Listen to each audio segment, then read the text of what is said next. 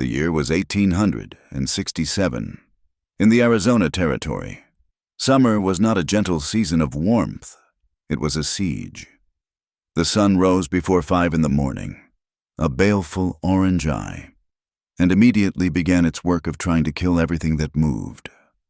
By noon, the sky was no longer blue, but a bleached-out, shimmering white.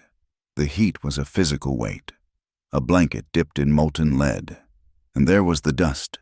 It was red, fine as ground chili, and it rose in choking clouds from the hooves of the cavalry mounts, from the ironclad wheels of the supply wagons, and from the wind that never, ever stopped. The wind was a furnace breath, carrying the scent of parched creosote and something older, something like sun-baked bones. This was a land of sharp edges. Saguaro cacti stood like silent, wounded sentinels, their arms raised in surrender or warning. The mesas in the distance were not soft hills. They were flat-topped fortresses, their sides slashed with purple shadow. The truce, the one politicians back east had signed with men who claimed to speak for the Apache, was just paper. Here, the only law was the shadow of a hawk on the canyon floor and the range of a sharp's rifle.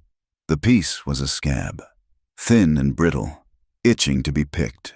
Wild horses, tough as barbed wire and quicker than a rumor, haunted the high plains.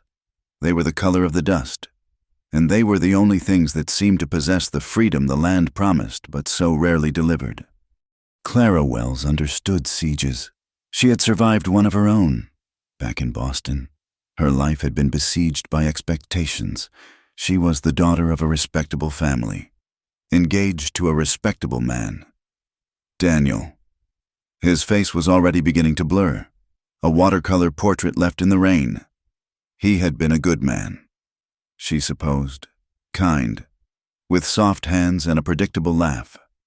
He had gone to war quoting Horace and had died at Gettysburg, his body one of the thousands left for the burial details. Boston had expected her to grieve respectably, to wear black, to lower her eyes, to fade into the gray background of acceptable female sorrow. She was to be the tragic, beautiful memory of a man's potential. But Clara was a nurse. She had trained in the cavernous, stinking wards of Washington, holding down men as their limbs were sawn off. She knew the difference between the clean, poetic death described in letters and the jagged, filthy, agonizing reality. There was nothing respectable about it. The polite whispers of the Boston drawing rooms, the rustle of black silk, the scent of lavender and mothballs, it all felt like a tomb. Daniel's death had not just broken her heart, it had broken her chains. She had packed one trunk, taken the money her father had set aside for her wedding china, and bought a stagecoach ticket to the furthest place she could find on a map. Fort Grant, Arizona Territory. It was not a fort so much as a blister on the face of the desert, a handful of adobe buildings, crumbling at the corners, arranged around a parade ground of beaten, iron-hard earth. She was the post nurse, a title that afforded her a tiny, stifling room and the grudging respect of men who were terrified of sickness but deeply suspicious of her. The post surgeon, Dr. Amos Poole, was a man whose medical expertise was secondary to his profound knowledge of the whiskey bottle. He mostly left her alone, which was the only blessing she counted. She had been here 6 months. The red dust was now part of her. It was in the weave of her gray calico dress, in the lines of her hands, under her fingernails. She had learned to read the sky for rain and the silence for danger. She had not come here seeking freedom, not really. She had come seeking an absence, a place so vast and empty it could swallow her grief.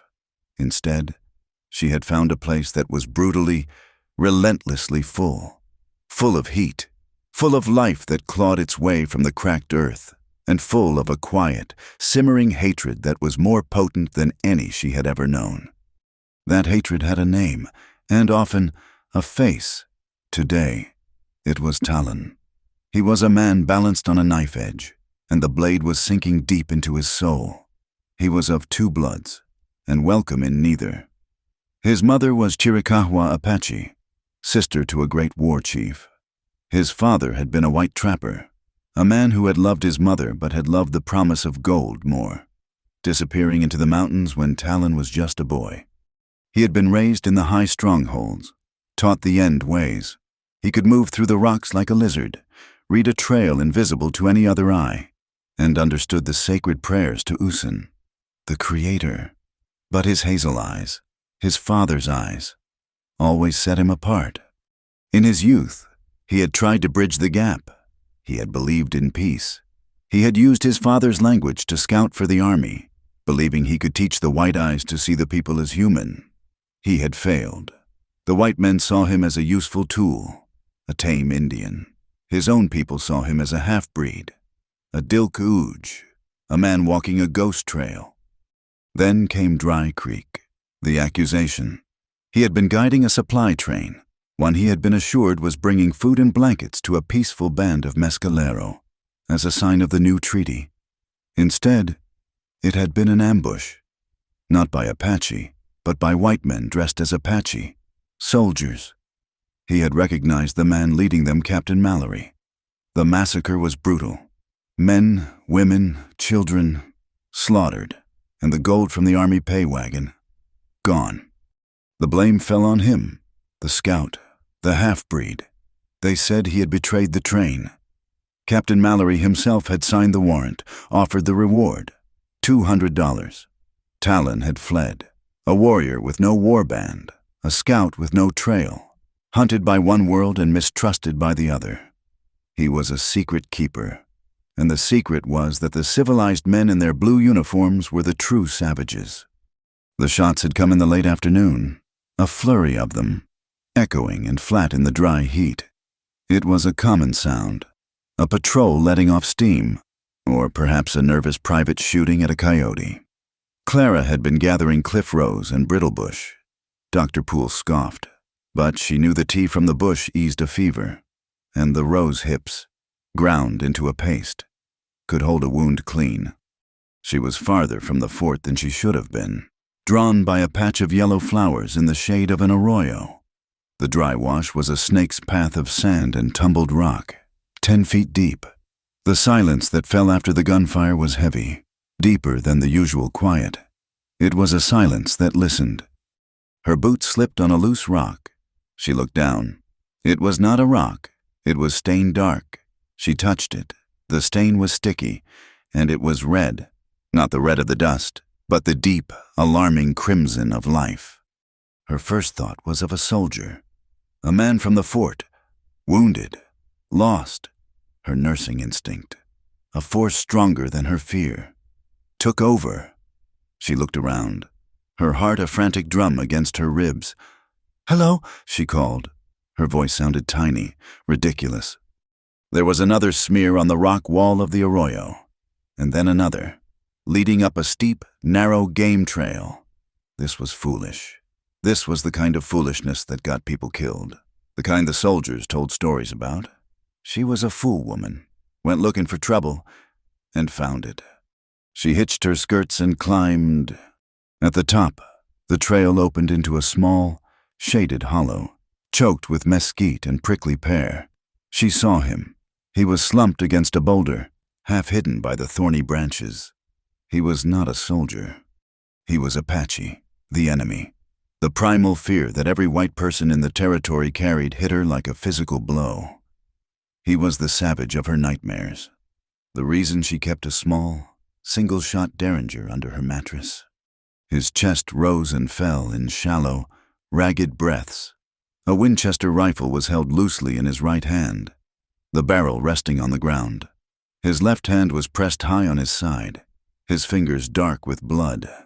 The shirt, a rough cotton thing that might once have been white, was ripped and soaked. She should have run. She should have screamed. She should have gone back to the fort and told the patrol where to find him.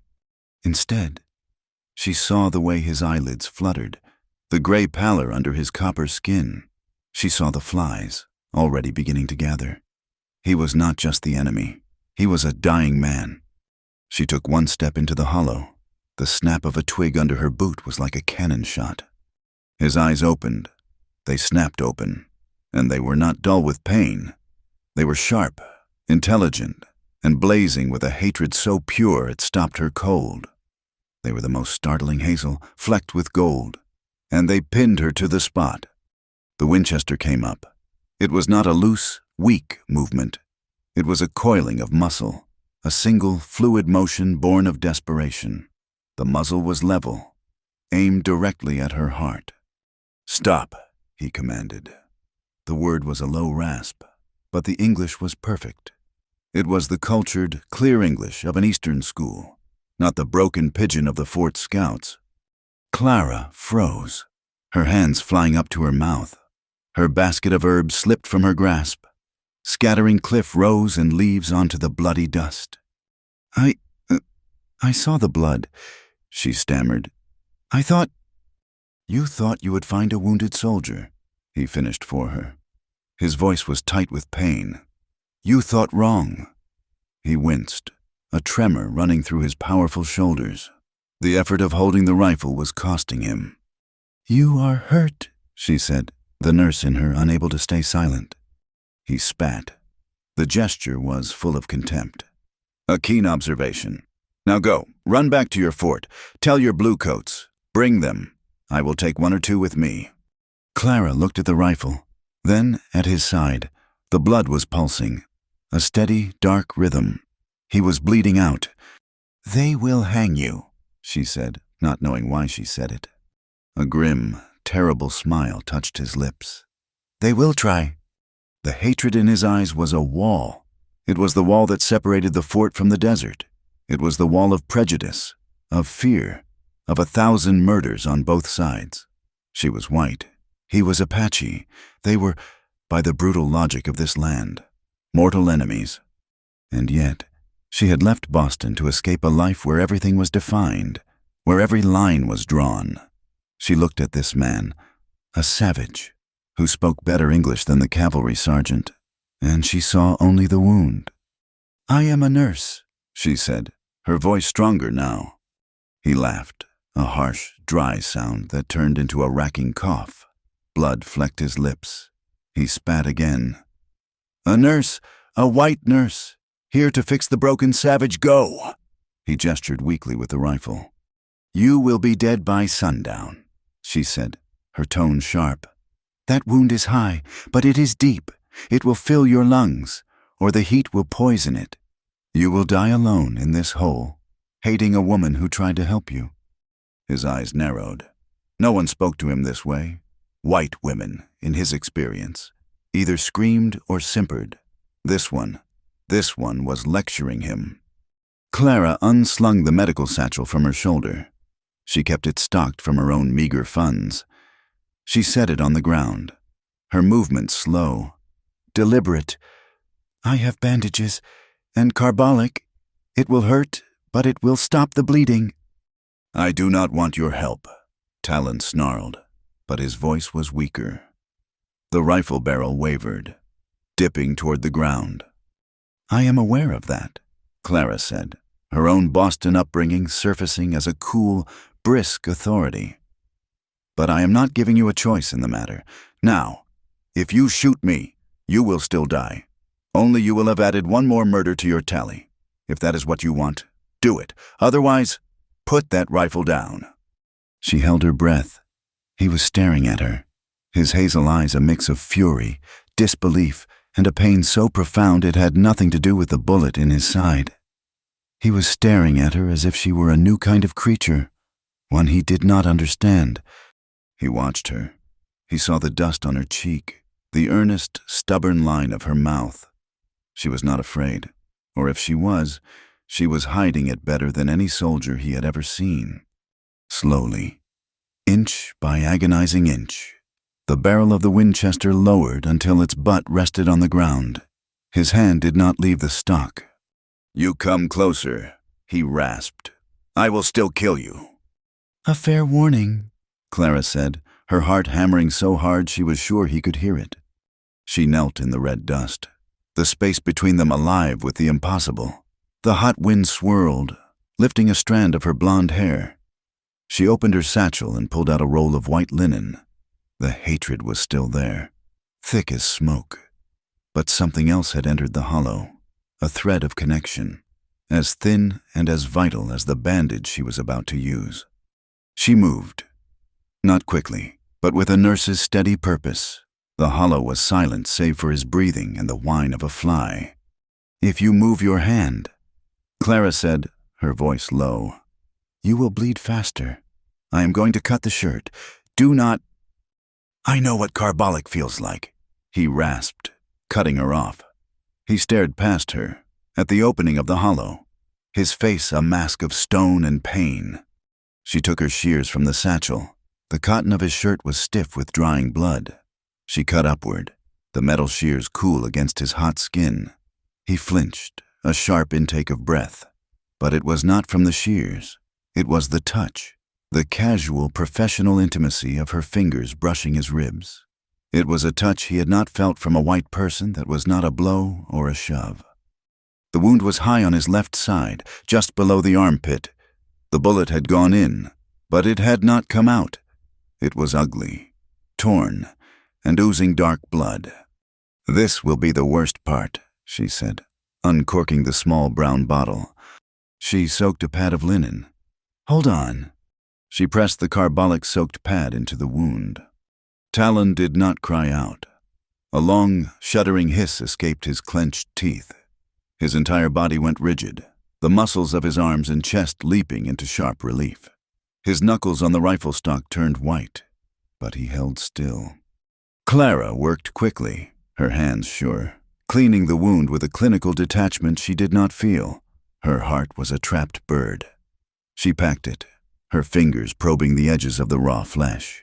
He was burning with fever, his skin radiating a dry, dangerous heat. "This will not hold long," she said, applying the bandage. She wrapped the linen tight around his chest, binding the pad in place. The white cloth was a stark, impossible contrast to his copper skin. Almost immediately, a spot of red, the size of a dime, appeared in the center. The blood on the bandage, a stain of her involvement. "It does not need to hold long," he said. His voice was faint. The agony had cost him. It was then they heard it, the jingle of harness, the thud of hooves, voices. Talon's eyes snapped open, the fire returning. He grabbed the rifle, hissing as the movement tore at his side. He tried to lever himself up. "No," Clara whispered, a sharp, panicked command. "Be silent. They will see you move." "Miss Wells." The voice was familiar. "Sergeant O'Malley." "Miss Wells, are you out here?" Clara's blood ran cold. She looked at Talon. His face was grim. He was calculating. He could shoot the sergeant, maybe one other, and then he would be killed. And she would be the woman who was with him. "Stay down." She breathed. She pushed, lightly, on his shoulder. He resisted, his glare full of suspicion. "Please, I will send them away." "They will see the blood," he rasped. Clara looked at the dark stains on the rocks. He was right. She grabbed her scattered herbs, the ones from her basket, and threw them over the largest stain. She smeared dirt over another with the toe of her boot. It was a pathetic, desperate act. "Miss Wells," O'Malley's voice was closer now, just at the bottom of the arroyo. "I am up here, Sergeant," Clara called out, forcing a lightness into her voice she did not feel. She stood, blocking the entrance to the hollow. "I am just gathering flowers." She stepped out into the brutal sun, leaving the shadows and the wounded man behind. She saw O'Malley and two privates, their horses shifting nervously in the sandy wash below. "Ma'am, you should not be this far out," O'Malley chided, though his eyes were sharp, scanning the rocks around her. "We are hunting the Apache who hit the patrol. He came this way." "Apache," Clara repeated, widening her eyes. "Oh, goodness, I saw nothing, just heat." O'Malley's gaze lingered on the hollow behind her. "You are pale. Miss, you look like you have seen a ghost." "It is the sun," she said, fanning her face. "I think I may have gotten too much of it." "Perhaps." O'Malley was not convinced. He was a career soldier, a man who survived by noticing things that were out of place. A post nurse, alone, in a rocky hollow, was out of place. We tracked him to this arroyo. Blood sign. You are sure you saw nothing? Only a rabbit, she said, the lie tasting like ash. It was caught in the rocks, bleeding. It was sad. I think it is dead now. The sergeant stared at her. He knew she was lying. She could see it in the hard set of his jaw, but he was also a man who followed a certain code. He would not accuse a white woman, the post nurse, without proof. Well, he said slowly, you should get back to the fort. It is not safe. The half-breed, Darlin, he is a bad one. Killed a whole supply train. They say, Darlin. Clara repeated the name. It felt heavy on her tongue. That is him. Do not worry. Ma'am, we will have him strung up by nightfall. He is wounded. He will not get far. O'Malley tipped his hat, a gesture of politeness that did not match his cold eyes. We will be sweeping the canyon. You go on back. I will, Clara whispered. Thank you, Sergeant. She watched them ride on, their blue uniforms stark against the red rock. She waited until the sound of their horses faded into the wind. She leaned against the rock wall, her legs weak. She had done it. She had lied. She had chosen a side. She slid back into the hollow. Darlin was watching her, his expression unreadable. A rabbit, he said. His voice was flat. They are hunting you, Clara said, ignoring him. They say you are wounded. They are right. You lied. For me. He seemed to be testing the words, as if they were in a language he did not understand. I am a nurse, she said, the words feeling thin. I do not let men die. Not if I can help it. Not even a savage. He finished. The hatred was back, but it was mixed with a weary confusion. You have to go, she said, packing her satchel. The blood-stained rags felt like lead in her hands. They are sweeping the canyon. They will find this place. And you, he asked. I will go back to the fort. I am the nurse. I got lost. She would not meet his eyes. He watched her for a long moment. Then, using the rifle as a crutch, he began to drag himself, painfully, toward the back of the hollow, where the rocks formed a narrow chimney. White woman, he said, his back to her. You are either a great fool or... He did not finish. He just climbed, one agonizing movement at a time, and disappeared into the rocks. Clara ran back to the fort, her heart a cold stone in her chest. She did not see the scout, a man loyal to Captain Mallory, watching her from the mesa above. He had seen it all. He had seen her tend the wound. He had seen her lie to the sergeant. He spurred his horse. By the time Clara reached the gates of Fort Grant, 2 soldiers were waiting for her. Miss Wells, one of them said, his voice devoid of its usual respect. Captain Mallory wishes to see you, now. The air in Mallory's office was cool. He was a man who prized his comforts. He had a clay water cooler in the corner, and the adobe walls were thick. He sat behind a large, dark wood desk, a stack of papers neat before him. He was handsome, in a severe, clean-shaven way.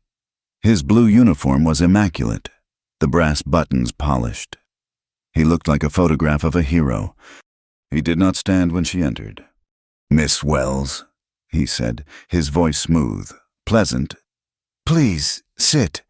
You have had a trying afternoon. I am told. Clara sat on the edge of the hard wooden chair. The guards remained at the door.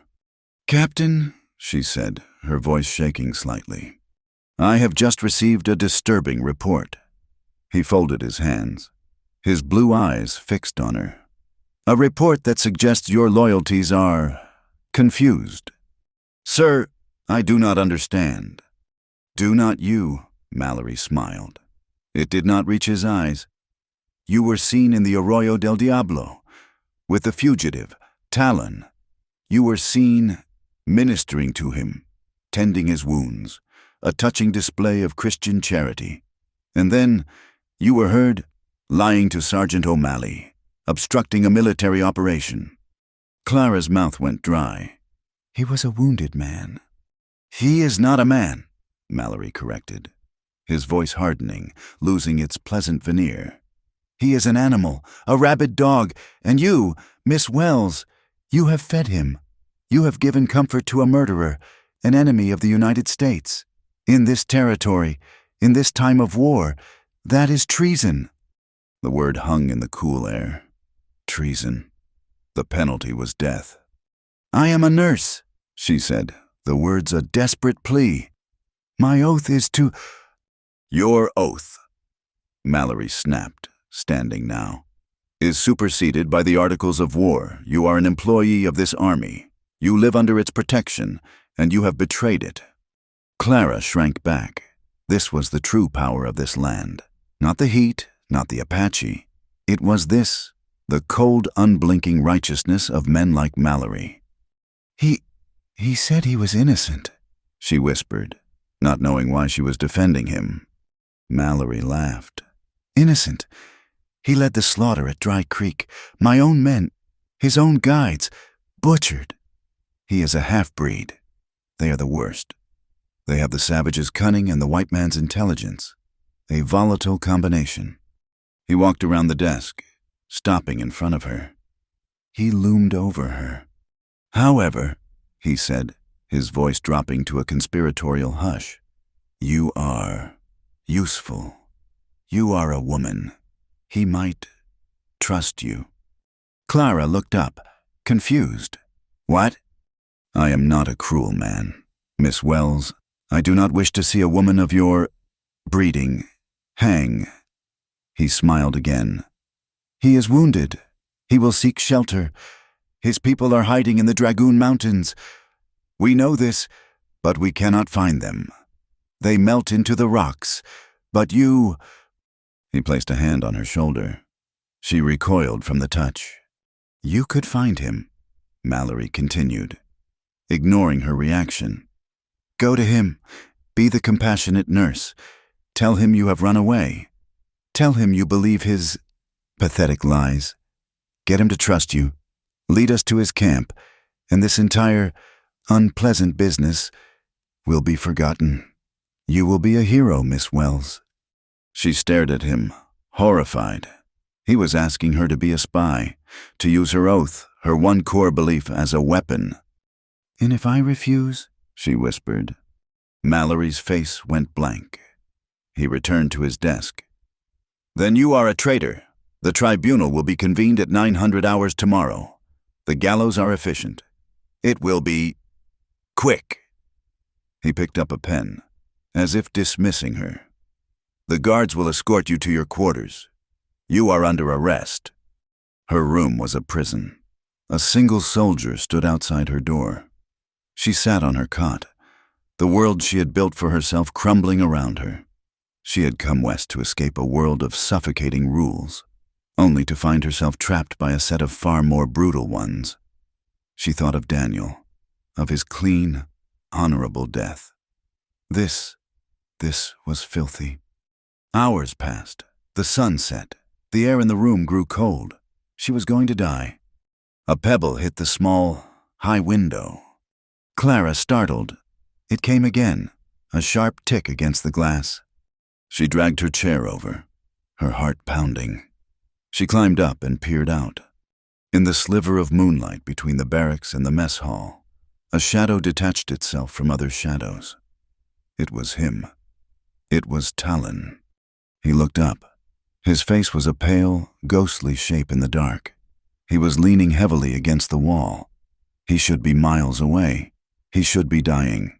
What was he doing here? He pointed, not at her, but at the guard at her door. Then he drew a finger across his throat. Clara's hand flew to her mouth. No! He put a hand to the adobe wall, testing it. He looked back at her, his eyes seeming to burn in the darkness. He had come back. She heard a muffled thud from outside her door. A scrape, then silence. The lock on her door rattled. It was not a key. It was a knife, slipped between the frame and the bolt. With a quiet click, the door swung open. Talon stood there. He looked like a man who had walked out of his own grave. He was covered in sweat and dust. His face was ashen. The bandage she had applied was soaked through, a black stain in the moonlight. "You are a fool," he whispered, his voice a dry rasp. "You talk too loud. Your soldiers, they talk too...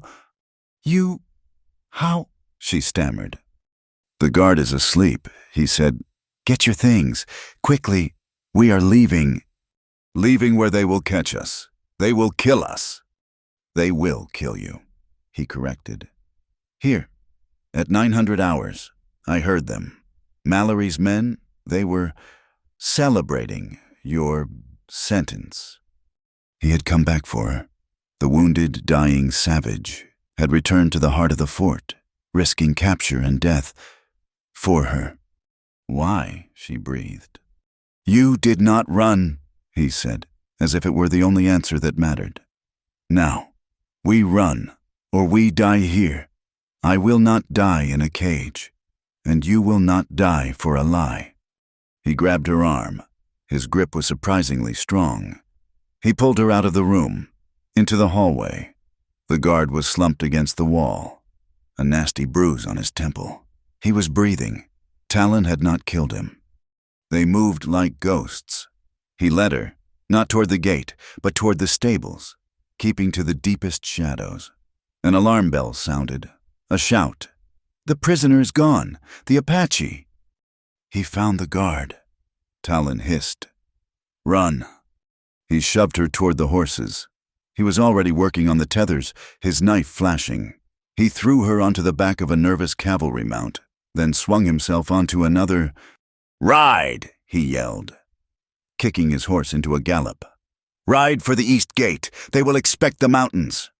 They burst out of the stables, two desperate figures against the torchlight. Shots rang out. A bullet whined past Clara's ear. She screamed, clinging to the horse's mane. They galloped through the fort, a place of order thrown into chaos. They thundered past the parade ground, past Mallory's office, and burst through the undefended supply gate. They were out in the vast, cold darkness of the desert. They rode for hours, the moon their only guide. They did not speak. The only sound was the pounding of hooves and the wind. When the sun began to bleed red onto the eastern horizon, they finally stopped. They were in a landscape of tumbled black rock, a place that looked like the surface of a dead world. Talon slid from his horse, his legs buckling.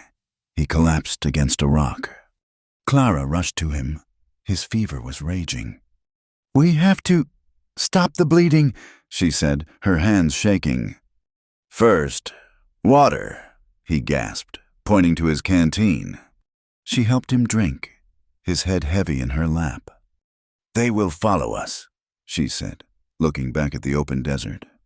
"Yes, they will kill us." "Yes." She looked down at him. This man, this enemy. He had saved her life, and in doing so, had likely forfeited his own. "Why did they call you a murderer?" she asked, her voice small. "Dry Creek." He was silent for a long time, his eyes closed. She thought he had passed out. "Because he needed a murderer," Talon whispered, his voice raw. "Mallory." "What do you mean?" "The creek, it is not just water." He opened his eyes, and they were clear, despite the fever. "It is silver, a river of it. The treaty my father signed protected that land. It was for the people, as long as it was peaceful. The army could not touch it." Clara's hands went still. "So, Mallory, he made it unpeaceful." Talon continued, each word a visible effort. "He dressed his own soldiers as Apache. He struck the supply train he had ordered me to guide. He killed his own men. He killed the mescalero who were waiting for the food. He blamed me, the half-breed. Easy to blame." Clara felt sick. "The silver." "The land is now hostile. The treaty is broken. He can move his troops in, not to find me, to find the mine. He is not a soldier. He is a thief." Clara looked at her hands. They were stained with his blood, with the dust of their escape. She thought of Captain Mallory, his clean uniform, his polite, cold voice. He is not a man, he is an animal. She had believed the lies. She had lived inside the safety of the fort, believing in its civilization. But the civilization was a lie. The savage was the man in the polished boots, the man lying dying in her lap. The one who had come back for her was the one telling the truth. She looked at the bloody bandage, a ruined strip of white linen. The line between saving a life and betraying a cause had vanished. The line between justice and murder had been erased. There was only the desert, and the truth, and the man who had just entrusted her with it. The sun was a hammer. It rose over the black volcanic rock and began its assault. There was no grace to the morning, no gentle dawn. The light simply appeared, white and blinding, and the heat followed. An immediate, suffocating blanket. Clara had never known such thirst. It was not a simple dryness of the mouth. It was a condition of the entire body. Her skin felt tight and brittle, as if it might crack open. Her tongue was a thick, useless thing in her mouth. The canteens they had taken from the fort were already half empty, and the water inside was hot and tasted of tin. They were in the Sonoran. Talon had said the word like a curse. It was a place of barren beauty and endless, inventive cruelty. They moved south, away from the army's patrol routes, deeper into the sun-scorched emptiness. The horses, army stock, were not built for this. Their heads hung low, and their ribs were already beginning to show. Talon rode slumped in his saddle, his body swaying with the horse's rhythm. He had not spoken for hours. Clara rode beside him, her own spine an ache, her eyes raw from the glare. He was dying. She knew the signs. The fever was burning him from the inside out. His wound, cleaned and bound, was still a mortal threat. She had stopped the bleeding, but she could not stop the poison. He led them, even half dead. He was the one in command. He would motion, with a weak hand, to a gap in the rocks, a dry wash that offered a path invisible to her. He was following a map in his head, a map made of shadows and the angle of the sun. "We stop," he said, his voice a dry crackle. He slid from his horse, not dismounted, and crumpled to the ground. He lay for a full minute, his chest heaving, before he began to crawl, with agonizing slowness, toward the base of a pale, sickly-looking plant. "What are you doing?" Clara cried, stumbling over to him, her own legs weak. He ignored her, pulling his knife from his belt. He began to dig at the root of the plant. It was a miserable, thorny thing, but he worked with a desperate, focused energy. After a few minutes, he pulled a lumpy, fibrous tuber from the baked earth. He cut a piece and held it out to her. "Eat." She looked at the thing. It was white and stringy. "What is it?" "Water," he rasped. He put a piece in his own mouth and chewed. His eyes closed. Clara hesitated, then bit into it. It was bitter, and the fibers were tough, but a small, miraculous burst of cool moisture flooded her mouth. She could have wept. She watched him. He was a part of this place. He knew its secrets, its hidden generosities. She was the alien, a fragile thing of linen and rules, utterly useless. They rested through the worst of the day, huddled in the meager shadow of a granite boulder. The heat was a living thing, a presence that pressed down on them. Clara found herself watching him. His face, in the shade, was all angles and planes. The pain had etched lines around his eyes and mouth. He was younger than she had first thought, perhaps not yet 30. As the sun began its long, crimson fall, the terrible heat abated, replaced by a sudden, biting chill. The desert had no middle ground.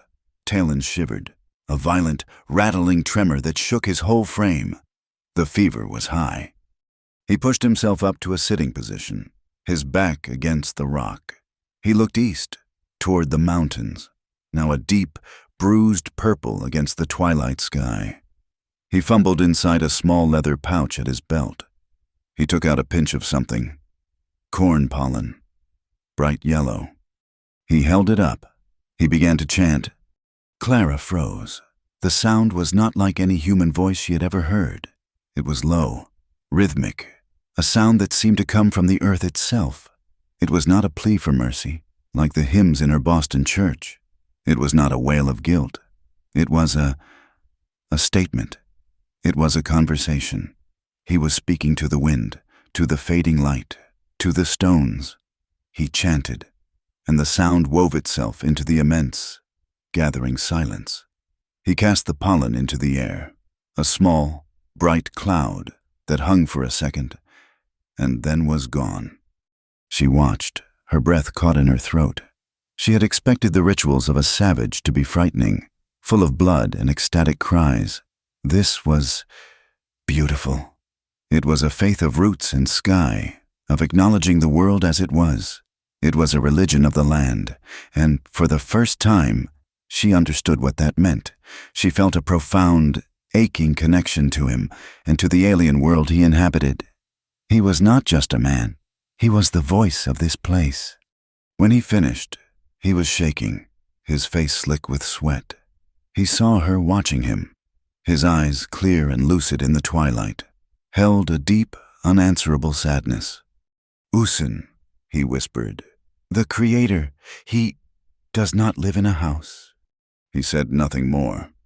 Clara looked away, feeling as if she had spied on a moment of profound intimacy. Darkness fell, not slowly, but like a curtain dropping. With it came the cold, and the noises, the scrape of a lizard, the distant, manic laugh of a coyote. We need to move. Talon grunted, trying to get to his feet. They will be... Who? Clara asked, her voice sharp with a new fear. Mescain. He spat the word. The ones who hunt men, they follow the sign. The soldiers, they follow a map. These men, they follow the smell of blood and money. As if summoned, they heard it, a distant shout, far back, on the trail they had taken. Bounty hunters, Clara translated, her blood turning to ice. The $200.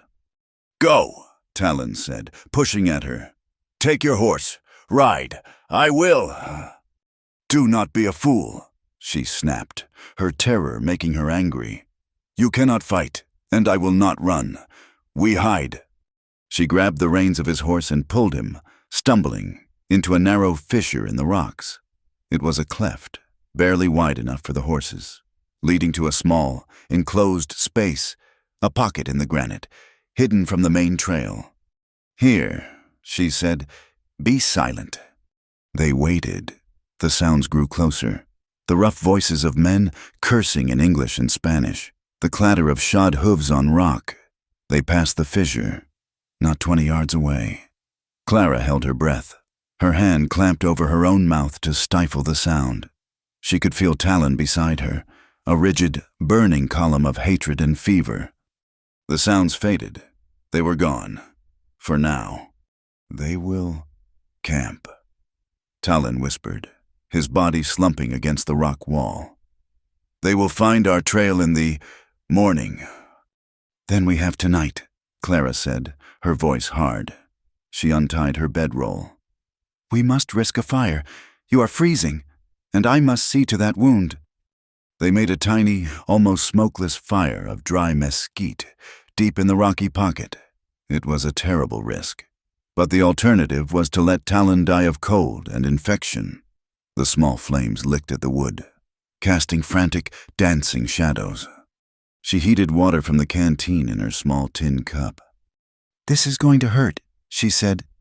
You said that before, he replied, a shadow of a smile touching his cracked lips. She knelt beside him. He had propped himself against his saddle. The firelight played over the planes of his face, making his cheekbones sharp, his eye sockets deep, dark pools. She began to unwrap the bandage. It was worse than she feared. The bandage was stuck fast, caked with dried blood and pus. The flesh around it was an angry, swollen red, streaked with darker lines. The poison was spreading. "Hold still," she commanded, her voice steady, though her hands were not. She soaked a rag in the hot water and began to gently work at the edges of the bandage. He winced, a sharp, choked gasp, but he did not pull away. His control was terrifying. The shirt was a ruin, stiff with filth and old blood, and it was fused with the wound itself. I cannot soak this free," she murmured, frustration and fear making her voice thick. "It will tear the wound open." She looked at him. He was watching her, his eyes glittering in the firelight, bright with fever. "Then, cut it," he rasped. She took her shears. "I have to. I'm sorry." She slid the blunt edge under the fabric, cutting away the ruined shirt from his chest, careful not to pull, but the center, the part directly over the wound, was impossible. "It will not come loose," she said, her throat tight. He looked at her. "Then rip it." Clara took a breath. She grasped the edges of his torn shirt. It was a white man's shirt, a symbol of the world he was caught between. She put her hands on him, on the hot copper skin of his chest, and she pulled. The fabric tore with a dry, ripping sound that seemed impossibly loud in the silence. Talon cried out, a low, guttural moan that was not just pain. It was release. It was agony. He arched off the saddle, his entire body rigid, his hands clenched into fists. She tore again, ripping the cloth away, exposing the ravaged flesh, and with it, the hard, lean muscle of his chest and shoulder. She was breathing as hard as he was. Her hair had come loose, falling over her shoulder. The space between them was electric, charged with his pain, her focus and something else, something hot and dangerous, like the desert wind. The wound was open, bleeding fresh, clean blood now. That was good. She had to clean it. "I have no more bandages," she whispered, looking at the ruined pile of linen. She looked at the shirt. The back of it was still clean. She began to rip the cloth into long strips, tearing. Her knuckles brushed his ribs. She felt the heat of him, the tremor that ran through him. He smelled of sweat and dust and horse, and a faint, wild, musky scent that was his alone. It was not unpleasant. It was real, more real than the lavender water of Boston. She leaned in close to see her work by the dim firelight. Her face was only inches from his. She could feel his breath, hot and ragged, on her cheek. "Hold," she began to say. His hand shot out, fast as a snake, and clamped around her wrist. His grip was like iron, his fingers digging into her skin. She gasped, startled, her eyes flying to his. He was staring at her. The fever, the pain, and a raw, stunning hunger were all in his eyes. He was not looking at her as a nurse. He was looking at her as a man. He was looking at her as if she were the fire, as if she were the water he craved. He opened his mouth. His voice was a low, guttural growl, a sound that vibrated from his chest into her hand. "Darlin," he said, the word a shock, a brand. "You'll drive me madder than a Mustang Untamed." Clara's world stopped. It was not a plea. It was not an accusation. It was a simple statement of fact, torn from the depths of his delirium and his desire. The word Darlin, so common, so American, was 1,000 times more intimate than any touch. It broke through her professional calm, through the layers of her breeding, and struck something deep and sleeping inside her. She felt a hot, confusing pulse, a jolt that had nothing to do with fear. It was recognition. She was kneeling in the dust, her hands bloody, her hair wild, ripping the shirt from a wounded Apache, a wanted murderer, and he had called her Darlin. She snatched her wrist free, her own hand shaking so hard she could barely hold the cloth. "Be still," she commanded, her voice a harsh whisper. I have to finish." She worked, her movement stiff now, all business. She cleaned the wound, packed it with the last of her carbolic, and bound it tightly with the strips of his shirt. He did not speak again. He just watched her, his eyes never leaving her face. When she was done, she scrambled back, putting the fire between them. She pulled her shawl tight around her shoulders, but the chill she felt was from within. She sat, hugging her knees, her back to the rock wall. She had done it. She had lied to her own people. She had stolen from the army. She had run to the desert, and now she was sitting by a fire, her heart hammering from the words of a man who should be her enemy. She had crossed a line, not just a line on a map, but a line in her soul. She was a traitor, an outcast. She looked at Talon, now quiet, his eyes closed, his breathing still shallow. She realized, with a cold, terrifying shock, that she was not afraid of the bounty hunters. She was not even afraid of him. She was afraid of what she was becoming, and she was terrified that she did not want to go back. The journey to the stronghold was a blur of gray pain. Talon pushed them forward with a grim, fevered-fueled energy. He knew the land, and the land, in its own brutal way, was protecting him. He led her through high, narrow passes that the cavalry horses, shod and heavy, could not follow. They abandoned their mounts, the animals too loud, too weak, and proceeded on foot. Clara's boots were shredded. Her feet were raw, bleeding. Her dress was a tatter of gray calico, but she did not complain.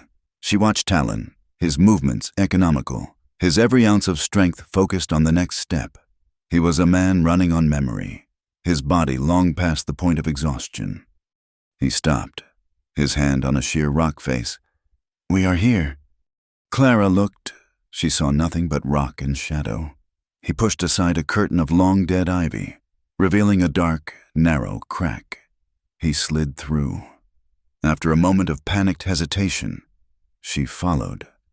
The passage opened up into a high, hidden valley, a bowl of rock and sand protected on all sides by towering, sheer cliffs. It was a natural fortress, but it was a fortress of ghosts.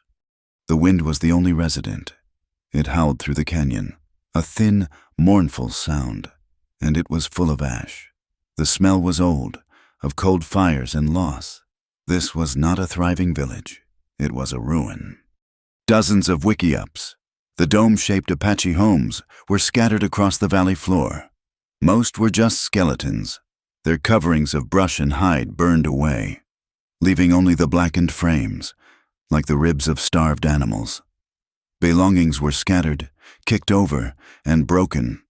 A child's doll, its buckskin face staring at the sky, a cooking pot, cracked, a single, small moccasin, lying in the gray ash.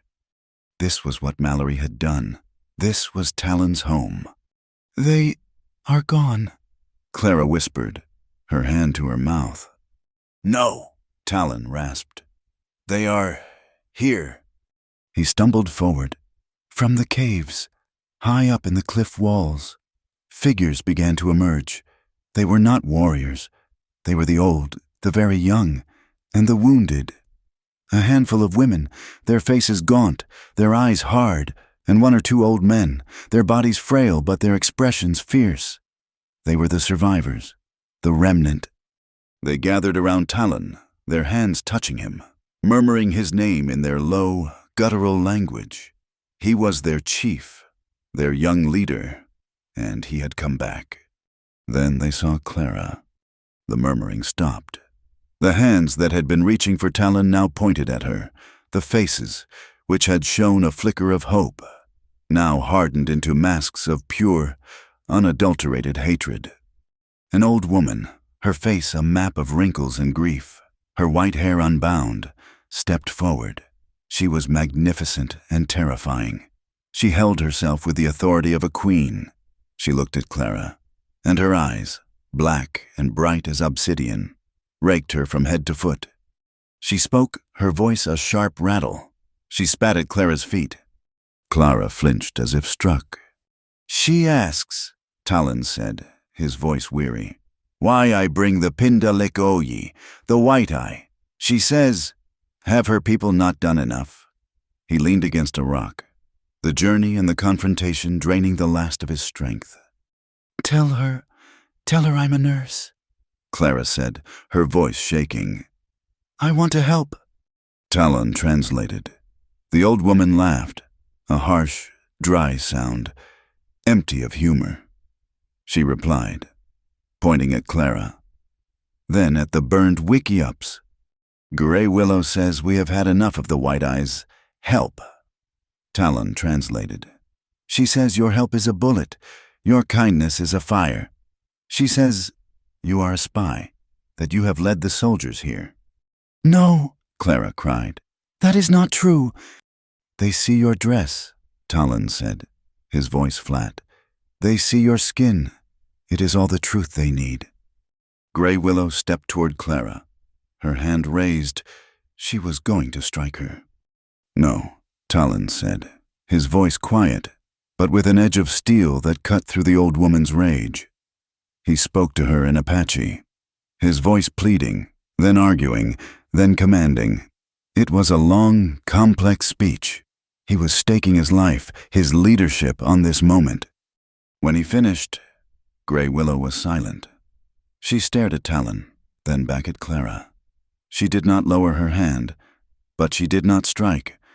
I have told her, Talon said, that you saved my life, that you are diggin', a good person, that you, too, are hunted by the blue coats. Grey Willow was not convinced. She turned and walked away. A silent, rigid dismissal. One by one, the other women followed, gathering their children, their expressions closed and hostile. They left Clara and Talon standing alone in the center of the ruined village. They will not harm you, Talon said, slumping to the ground. But they will not feed you. They will not speak. You are a ghost to them, as I am, perhaps. Clara looked at the ruins, at the hostile caves, at the dying man beside her. She had never been so alone. She did not despair. She got to work. She took her satchel, now holding little more than a few rags, her empty carbolic bottle, and her shears. She found a wiki-up that was still half standing. She swept it clean of ash and debris. She took her bedroll and laid it out. She built a small, clean fire pit. Then she looked at the children. They were watching her, a small, silent pack of shadows, their black eyes enormous in their thin, dusty faces. One of them, a little boy of perhaps 4, was coughing. It was not a child's cough. It was a deep, racking, dry hack that tore at his small body. Clara approached him. The other children scattered. He was too weak to run. He just stared at her, his body shaking. She knelt, her movements slow. She said nothing. She looked at his mother, who watched from the mouth of a cave, a knife in her hand. Clara pointed to the boy, then to her own chest, and she coughed, imitating the sound. The mother's eyes narrowed. Clara went to her small fire. She took her tin cup, filled it with water from her canteen, and set it to boil. She looked for herbs. She did not know the plants here, but she knew what she needed. She found a plant with waxy, gray-green leaves. She crushed one. It smelled like the sage she had used in the hospital wards. It would have to do. She steeped the leaves, making a bitter, aromatic tea. She let it cool. She went back to the boy. His mother was there now, shielding him. Clara held out the cup. She took a small sip herself, to show it was not poison. The mother watched her. The boy coughed again, a terrible, breathless sound. Clara held the cup out. She did not move. For a long minute, no one moved. Then the mother, her face torn, snatched the cup. She gave it to the boy, forcing him to drink. Clara went back to her wiki-up. For 3 days, she was a ghost. She tended her small fire. She gathered her herbs. She sat alone. The boy's cough began to ease. On the 4th day, the mother, whose name she learned was Cisna. Quiet Song left a small, hard piece of dried meat and a handful of roasted mescal nuts outside her wickiup. It was not friendship. It was payment. It was a beginning. Soon, others came, an old man with a festering cut on his arm, a woman whose hands were burned from trying to save her things from the fire, a baby, crying with the colic. She had almost no medicine. She used what she had: cleanliness, boiled water, and a stubborn, gentle patience. She ripped her own petticoat into bandages. She cleaned their wounds. She held their babies. She sat with the dying. She did not speak their language, but she spoke the language of comfort. Grey Willow watched, her face unreadable. Talon, too, was healing. The food, though meager, and the rest were working. He lay in a small alcove, tended to by Cisna, who seemed to be a relative. He watched Clara. He was torn. He saw the way his people's hatred for her was slowly, painfully, turning to a grudging acceptance. He saw the way the children, who had at first thrown stones at her, now sat near her wickiup, watching her work, drawn by her quiet calm. He felt gratitude. It was a dangerous, painful emotion. This woman, this Pinda Lik Oyi, had more courage than many warriors he had known. She had walked into the heart of their grief and had not flinched, and his feelings for her, the ones that had burst from his fevered delirium in the desert, had not faded. They had only grown deeper, more complex. He would see her, her hair smudged with ash, her hands stained, her face weary, and he would feel a protective instinct that terrified him. To care for her was to betray his people. To betray her was to betray his own soul. On the 7th day, a scout returned. He was a boy, no more than 15, but his eyes were old. He stumbled into the village, his horse lathered. He reported to Talon. He had seen them, a long column, many bluecoats, wagons. They were not marching on the stronghold. They were moving, fast, toward Dry Creek. Mallory, Talon said, the name a curse. He stood, his wound pulling, but his strength returning. He is done hunting. He is going for the mine. He is going for the silver. A fire lit in the eyes of the few remaining warriors. They gathered, their voices low and angry. "We must fight," one said, a man with a scarred face. "We will catch them in the canyon. It is a good place to die." "It is a good place to die," Talon agreed, his voice hard. "We will prepare." Clara had been cleaning her tin cup. She heard the change in the air. The quiet nursing had been replaced by the sharp, metallic tang of war. She saw them checking rifles, sharpening knives, stringing bows. She went to Talon. He was standing apart, staring at the canyon wall, his face a mask of stone. "What are you doing?" she asked. "What a chief must do," he said, not looking at her. "We will fight. You will die," she said, her voice fierce. "He has an army. You have this." She motioned to the old men, the handful of wounded. "It is suicide." "It is honor," he snapped, turning on her, his eyes blazing. "It is our land. It is the land he murdered my people for. He will not have it." "So you will just add your own blood to the pile," she cried. "You will get these women and children killed for what? For rocks, for silver, for pride."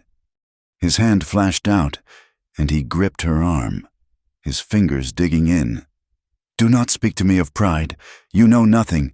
It is not for the silver. It is for the truth. He called me a murderer. He called my people savages. If we let him take that land, then his lie becomes the truth. We will be erased." "Then fight him with the truth," Clara insisted, refusing to be cowed. She put her hand over his, on her own arm. "You told me he framed you, that this was all a lie to get the mine. A lie. We do not have to beat his army. We just have to prove he is a criminal." He stared at her, his anger warring with the logic of her words. "And how my word the word of a savage?" "No," she said, her voice dropping, her eyes intense. "Proof.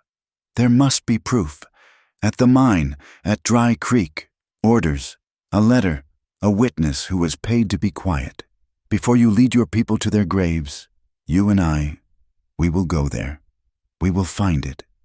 He looked at her, his grip on her arm softening, but not releasing.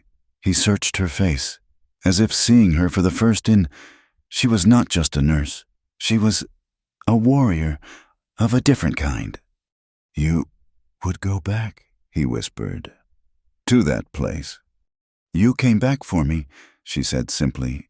"You came back to the fort, a place of certain death, for me." The unspoken hung between them. He had come for her. Now she would go with him. "This is madness," he said. "This is the only way," she countered.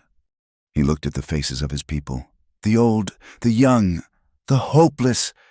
He looked at Grey Willow, who was watching them, her expression unreadable. He knew Clara was right. A fight would be a massacre. It would be the end. This was a chance, a thin one, a desperate one. "We cannot just walk in," he said. "We will not," Clara said, her mind already working. "We will be ghosts, just as we were in the desert." He finally let go of her arm. He stood straight. His decision made, he was a chief, and a chief chose the path that gave his people life, however slim the chance. "We go," he said. "We go for the dead, and for the living." "For the dead and the living," Clara repeated. They looked at each other. They were no longer a white woman and an Apache. They were not captive and savior. They were two people, bound by a shared, impossible goal. They had made a vow, and in the land of wind and ash, a vow was the only thing that could not be burned. They moved only at night. Talon's strength was returning, but his endurance was brittle. He could move with his old, astonishing silence for an hour, 2 hours, and then he would have to rest, his body shaking, the wound in his side a pulling, hot agony. Clara was the one with stamina now. She carried the heavier water skin. She was the one who kept watch while he slept in short, fitful bursts. Their dynamic had changed. He was still the leader, the guide, his senses reading the night wind, his feet finding the path, but she was his anchor. He taught her, in low whispers, what to listen for, the difference between a settling rock and a dislodged pebble, the way the air temperature dropped just before you reached a pocket of water. "The air, it breathes," he whispered, as they lay hidden in a crevice, watching the moon rise. "You listen to its breath. You will know what is coming." She listened. She was learning. Dry Creek was not as they had left it. It was no longer a place of massacre and silence. It was a place of industry. In the 2 weeks since the slaughter, Captain Mallory had moved with appalling speed. From a high ledge, they looked down on the canyon floor. It was scarred. Tents had sprung up, dozens of them. Rough-hewn timber was being dragged by mules. The creek itself was being diverted, its water siphoned into sluice boxes. And everywhere, there were soldiers. Not just a patrol, a garrison. They were not guarding the canyon from attack. They were guarding the silver from the world. "He is not a soldier," Clara whispered, her voice full of a cold sickness. "He is a king, building his castle." "He is a thief," Talon growled, his hand resting on the hilt of his knife. "He has brought Nakai Tlikani, the prospectors, to dig it out for him." They watched for 2 days. They learned the patrols. They saw the guards change. They identified the largest tent, set apart from the others, near the mouth of the newly blasted mine shaft. A single guard stood outside it day and night. The engineer, Clara guessed. "Or the assayer. That is where the maps will be. The records." "The guard? He is lazy," Talon observed. "He watches the canyon. He does not watch the rock behind him. He thinks the cliff is a wall." "Can you—" she began. "He is not a wall," Talon said. "It is a door." They waited until the moon was a sliver, until the hour just before dawn when the cold was deepest and men slept heaviest. They moved down the cliff face, not with ropes, but using the handholds Talon knew, moving like spiders in the dark. Clara's heart was a hammer. She was not a warrior. She was a nurse from Boston. She was placing her shredded boots into holds that seemed impossibly small, trusting the man in front of her with every breath. They reached the ledge behind the tent. It was 10 feet above the canyon floor. The guard below stamped his feet, blew into his hands. He was cold. He was thinking of coffee and breakfast. Talon dropped first. He landed on the balls of his feet, not a single pebble shifting. He was a shadow. He moved to the back of the tent. Clara lowered herself, scraping her hands, and he caught her, his hand strong, lowering her the last few feet. He put his lips to her ear. 10 minutes. He vanished around the side of the tent. She heard a single, soft scrape, a thud, then silence. She peeked. The guard was gone. Talon appeared at the tent flap. He is asleep, now. They slipped inside. It was the engineer's office. A lamp burned low, casting a greasy yellow light. A cot was in the corner. A man was asleep on it, fully dressed, snoring. But it was not the guard. It was the engineer. Talon had been mistaken. They froze. Talon drew his knife. Clara put a hand on his arm. No, let me look. She moved to the crude desk. It was covered in papers, maps, diagrams of sluices, lists of supplies. She searched, her hands frantic, her breath held. The man on the cot snorted, rolled over. Talon stepped toward him, the knife raised. Clara saw it, tucked under a stack of assay reports. A leather-bound book, a journal. She opened it. The handwriting was neat, precise. September 28th. Arrived at Fort Grant. Captain Mallory is correct. The load is immense. Richest I have seen since California. She flipped forward. Her fingers were numb. October 3rd. A problem. The load runs directly beneath the old Mescalero village. The treaty line. Mallory is impatient. October 10th. A solution. God help us. Mallory gave the order. We move at dawn. Dressed as Apache. The objective is to neutralize the hostile threat at the supply train. His words. He will blame the half-breed scout. Talon. There are to be no survivors. I am an engineer, not a murderer, but he has paid me $10,000. What choice do I have? Clara stared at the words. Her vision blurred. Talon. She breathed. I have it. She looked up. Talon was not looking at her. He was looking at the map pinned to the wall. It was a detailed survey of the canyon. A thick red line marked the silver lode. And it was drawn directly through the spot marked Chiricahua Holy Ground, Dry Creek, the place of the massacre. It was not just theft, it was desecration. He knew. Talon whispered, his voice a vibration of pure, cold rage. He knew it was sacred.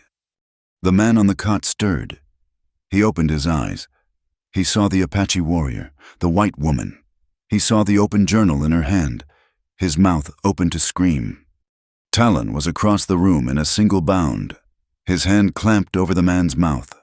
The knife was at his throat. The engineer's eyes were wide with terror. You will be silent, Talon commanded, or you will die. The man nodded, his body shaking. Take it, Talon said to Clara. Take the map, too. Go! What about you? She whispered. Get out. Through the back. Talon began ripping the tent canvas with his knife, creating an opening. Talon! A shout from outside. The guard. He had not been knocked out. He had been waiting. It was a trap. The tent flap was ripped open. Not one soldier, 6. Talon shoved Clara toward the opening he had made. Go, Dagotego! He threw the journal at her. Take it. Clara scrambled through the opening, clutching the book. She heard the explosion of a gunshot inside the tent. A man screamed. She ran out into the pre-dawn chaos of the camp. Men were shouting, pouring from their tents. There, the woman. She saw Talon burst from the front of the tent. He was not running. He was fighting. He had the engineer as a shield. He had his knife. He was a whirlwind of desperate, dying fury. He was magnificent. He saw her. She had hesitated, looking back. "Run!" he roared. It was not a plea. It was his last command. A shot, another. The engineer fell. Talon stumbled, his bad side slowing him. A rifle butt came down, hard, on the back of his head. He crumpled to the ground. "Got the devil!" a soldier shouted. "The half-breed is ours." They swarmed him, kicking, dragging him up. Clara turned and fled, tears of rage and terror streaming down her face. She ran for the cliffs, the only hope of escape. "Stop her," she heard Mallory's voice, clear and cold above the din. "Do not kill her, I want her." A bullet kicked up dust at her feet. Another tore through the sleeve of her dress. She felt a sharp, burning sting in her left shoulder. She stumbled, but she did not fall. Adrenaline, pure and hot, flooded her. She clutched the journal to her chest. She reached the rock face, scrambling up the path they had come down. Hands grabbed at her boots. She kicked free. She climbed, her lungs burning, her shoulder on fire. She reached the high ledge. She looked down. She saw Talon. He was on his knees, bound, his head bleeding. He was looking up, not at her, but at the path she had taken, ensuring she was gone. "He is in the rocks," a soldier yelled, pointing at a different shadow. She was safe. For a moment, she turned and ran, plunging deeper into the maze of stone. She ran until the sun was high. She ran until her legs gave out. She ran until the pain in her shoulder was a black, throbbing universe. She collapsed in a patch of shade, the leather-bound journal still clutched in her hand. The world turned gray at the edges. She heard a sound, a man, whistling, somewhere close, a pickaxe striking rock. She tried to move, to hide. She had no strength left. A figure appeared, silhouetted against the bright sky. He was old, with a beard the color of dirty snow, and he held a long-barreled rifle. "Well, now," the man said, his voice a dry crackle, like stones rolling. "Look what the buzzards drug in." He squinted down at her, his eyes a faded pale blue. He saw the blood on her shoulder, the ruin of her face. You ain't one of Mallory's camp followers." "Please," Clara whispered. Talon." The man's eyes sharpened at the name. "Talon, you say Talon." He knelt, his joints popping. He looked at her wound. "Just a graze, through the meat. You are lucky, girl." He prodded the wound. "Gonna hurt, though." He lifted her as if she weighed nothing, his old arms wiry and strong. "Come on, you can bleed in my parlor." His parlor was a hole, a small, dry cave, a side tunnel from an old prospector's shaft. It was neat, a cot, a small stove, pans hanging from pegs. He laid her on the cot. "Name's Elias Boone," he said, pouring whiskey onto a rag. "Been in this canyon 20 years, before Mallory, before the silver. This is my home." He pressed the whiskey-soaked rag to her shoulder. Clara screamed, the sound muffled in the small space. "Hold still, girl," he grunted. "Gotta burn the poison out." He bandaged her with a strip of clean, rough cloth. He gave her water from an olla. It was cold. He saw the journal, which had fallen beside the cot. He picked it up. "What's this?" he asked. "Poetry." "Proof," Clara gasped, the pain and the whiskey making her light-headed. They took him, Talon. They are going to hang him." Elias Boone sat on a stool, his rifle across his knees. He opened the journal. He could read. He read for a long time, his leathery face grim. "So," he said, closing the book, "it is just as I figured. Mallory. That man is poison in the well." You knew?" "I knew John Talon," Elias said, his voice quiet. "His father, a white man, a trapper, a good man, better than most. Clara stared at him. You knew his father? I knew him, back in '59, over by the Gila. We was me and 3 soldiers, just boys, pinned down. Chiricahua, not Talon's people. These ones were on the warpath. We was done for. He stared into the darkness of the cave. And John Talon, he rode in alone. He walked right into their camp, spoke their tongue. He had saved one of their children from a puma. Years back, he had standing. He talked all night, and at dawn, they let us go. Just let us ride out. Elias looked at Clara, his pale eyes intense. John Talon was a white man, yes, but his heart was Apache, and it was a good heart. He married that Ned woman, loved her. He taught his boy, Talon, both ways. Taught him to read from a book, taught him to read a trail. He thought the boy could be a bridge. Looks like the bridge just got walked on by both sides. Clara felt a profound, aching sorrow. A bridge. Mallory. He hates this place. Elias continued. Hates the people. He wants the rock. He does not care about the blood. Now he has Talon. He will make an example of him. He will hang him at Fort Grant to prove the war is over and his claim is secure. Clara sat up, her shoulders screaming in protest. She looked at her hands. She thought of Talon, on his knees, looking up, making sure she was safe. She thought of his father, walking alone into an enemy camp to save men who looked like her. He came back for me, she whispered, her voice rough. Elias looked at her. What is that? At the fort, they were going to hang me. For helping him, he came back, into the fort. He saved me. Elias Boone ran a hand through his grizzled hair. Then he is a fool, like his father. Clara stood up, her body shaking, but her eyes were clear. They were hard. She picked up the journal. He is not a fool, she said. He is a chief. She walked to the mouth of the cave. She looked out at the canyon, now under the full, brutal light of the sun. What do you think you are doing, girl? Elias asked, standing behind her. You go back to that fort. Mallory will hang you right beside him. That's a death sentence. You have the proof. Run. Save yourself. Clara turned to him. The girl from Boston was gone. The frightened nurse was gone. The woman who stood there was someone new, someone forged in the desert, someone who had seen the truth. He came back for me, she said again, her voice low, steady, and full of iron. I am going back for him. Elias Boone looked at her for a long time, his pale eyes unblinking. The smoke from his pipe curled between them.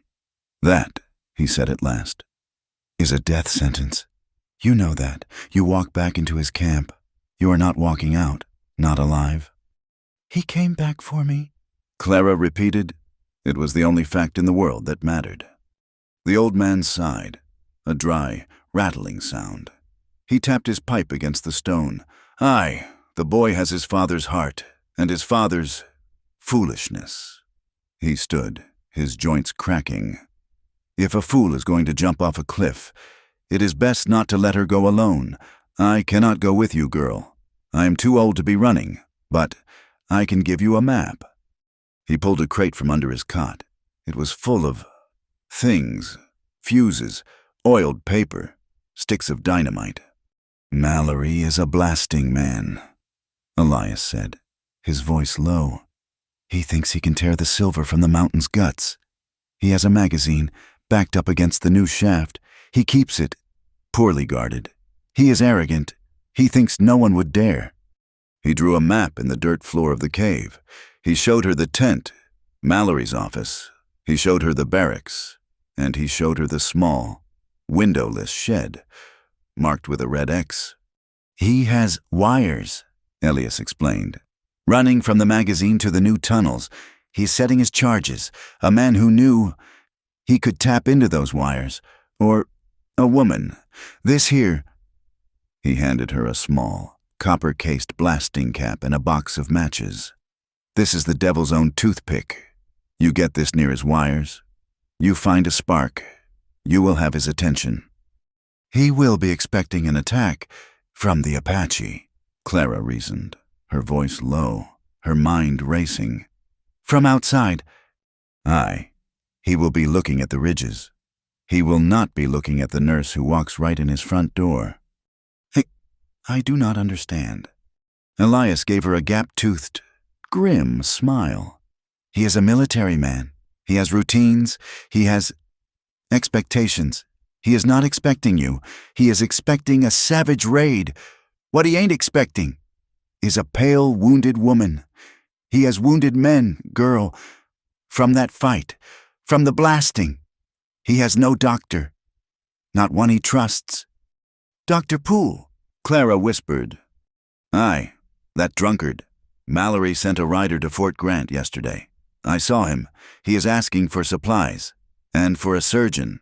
You are a nurse. You just got the message a little early." It was insane. It was a plan made of smoke and desperation. It was the only plan they had. Elias gave her a canteen, a piece of dried meat, and a stern look. "You get one chance, girl. Do not waste it." She walked. For a full day, she walked. She followed the canyon, keeping to the high rocks, until she saw the smoke from the camp. She waited until nightfall. The camp at Dry Creek was a fortress. It was no longer a collection of tents. It was a raw, timbered stockade. Lanterns burned on the new walls. Guards walked the perimeter. Clara did not try to sneak in. She did all her nursing, her wound throbbing, her good dress now a ruin of dirt and blood, and she walked, limping, toward the front gate. "Halt!" the guard shouted, leveling his rifle. "Who goes, my God, ma'am?" He saw a white woman, her blonde hair matted with grime, her shoulder bandaged, her face pale as death in the lantern light. I am Nurse Wells." Clara gasped, letting her knees buckle, collapsing against the gatepost. "From Fort Grant, Dr. Poole. He sent me. We were ambushed. The Apaches. I am the only one." It was a brilliant, desperate lie, born of the moment. The guards looked at each other, their confusion palpable. This changed everything. "Get her inside," one shouted. "Get the captain." They half-carried her, past the stunned, rough-faced miners, past the soldiers. They took her straight to the engineer's tent, to Mallory's office. Captain Mallory was sitting at his desk, the lamp illuminating the journal. He was reading it. He looked up as she was brought in, and his face, for one brief, unguarded moment, showed pure astonishment. It was followed by a slow, thin smile. "Miss Wells," he said, his voice smooth as silk, You have returned, and you have saved me the trouble of hunting you. You are more resourceful than I imagined. Leave us," he said to the guards. The guards hesitated. "Sir, she says she was ambushed." "She is a liar," Mallory said, his eyes fixed on Clara. "But she is my guest. Leave us." The guards filed out. They were alone. "The journal," Clara said, her voice a dry rasp. She nodded at the book on his desk. "It is gone. I hid it." Mallory laughed, a genuine, soft laugh. Did you? You walked back into here, for him, with nothing?" He stood. "I have the journal, you fool. I have had it since I pried it from your associates. Cold fingers. Or I thought they were. He is, annoyingly, alive." Clara's heart sank. He had it. He had the proof. He is here. Oh yes, in the stockade, awaiting his execution, which I have, graciously, postponed. I was hoping you might lead me to the others, to the rest of his pathetic band." Mallory walked around the desk. He stood over her. "But now, You are here. This simplifies things. I have the savage, I have the proof, and I have the star witness. It is neat." He leaned in, his voice dropping. "But I am a merciful man. I still have a use for you. This place, it needs a woman's touch, civilized. Influence. His people. They are still out there. They will be a thorn in my side." "What? What are you offering?" Clara whispered. "Playing for time. This," he motioned around the tent, "a new world, wealth, position. I will be the most powerful man in this territory. You can be my right hand. All you have to do is tell me where they are hidden. I will let Talon live. I promise. He will be transported to a reservation in Florida. He will live." Clara looked at his clean-shaven, handsome face. She saw the lie, clear as glass, in his cold blue eyes. "No," she said. His smile vanished. "No." "You are a liar," Clara said, her voice quiet, but gaining strength. "You are a murderer, and a thief, and you will not win." He stared at her, then he slapped her. The blow was sharp, brutal, snapping her head back, sending a jolt of pure fire through her wounded shoulder. She cried out, tasting blood. "You sentimental fool," he hissed. "You had a choice. You chose him. You chose death." He grabbed her arm, his fingers digging into her wounded shoulder. She screamed in earnest this time. He dragged her to the tent flap. "Sergeant," he roared. "The prisoner, bring him out. We are having our execution now." He dragged her out into the center of the camp. The night was cold. Torches had been lit, casting a hellish, flickering light. Miners and soldiers gathered, their faces curious, hard. "We have a guest of honor," Mallory shouted, his good mood apparently restored. He shoved Clara forward. She saw Talon. He was being dragged from a small, dark shed. He was bound, hand and foot. He had been beaten. His face was a mask of swollen, bruised flesh. But his eyes were alive. They found her.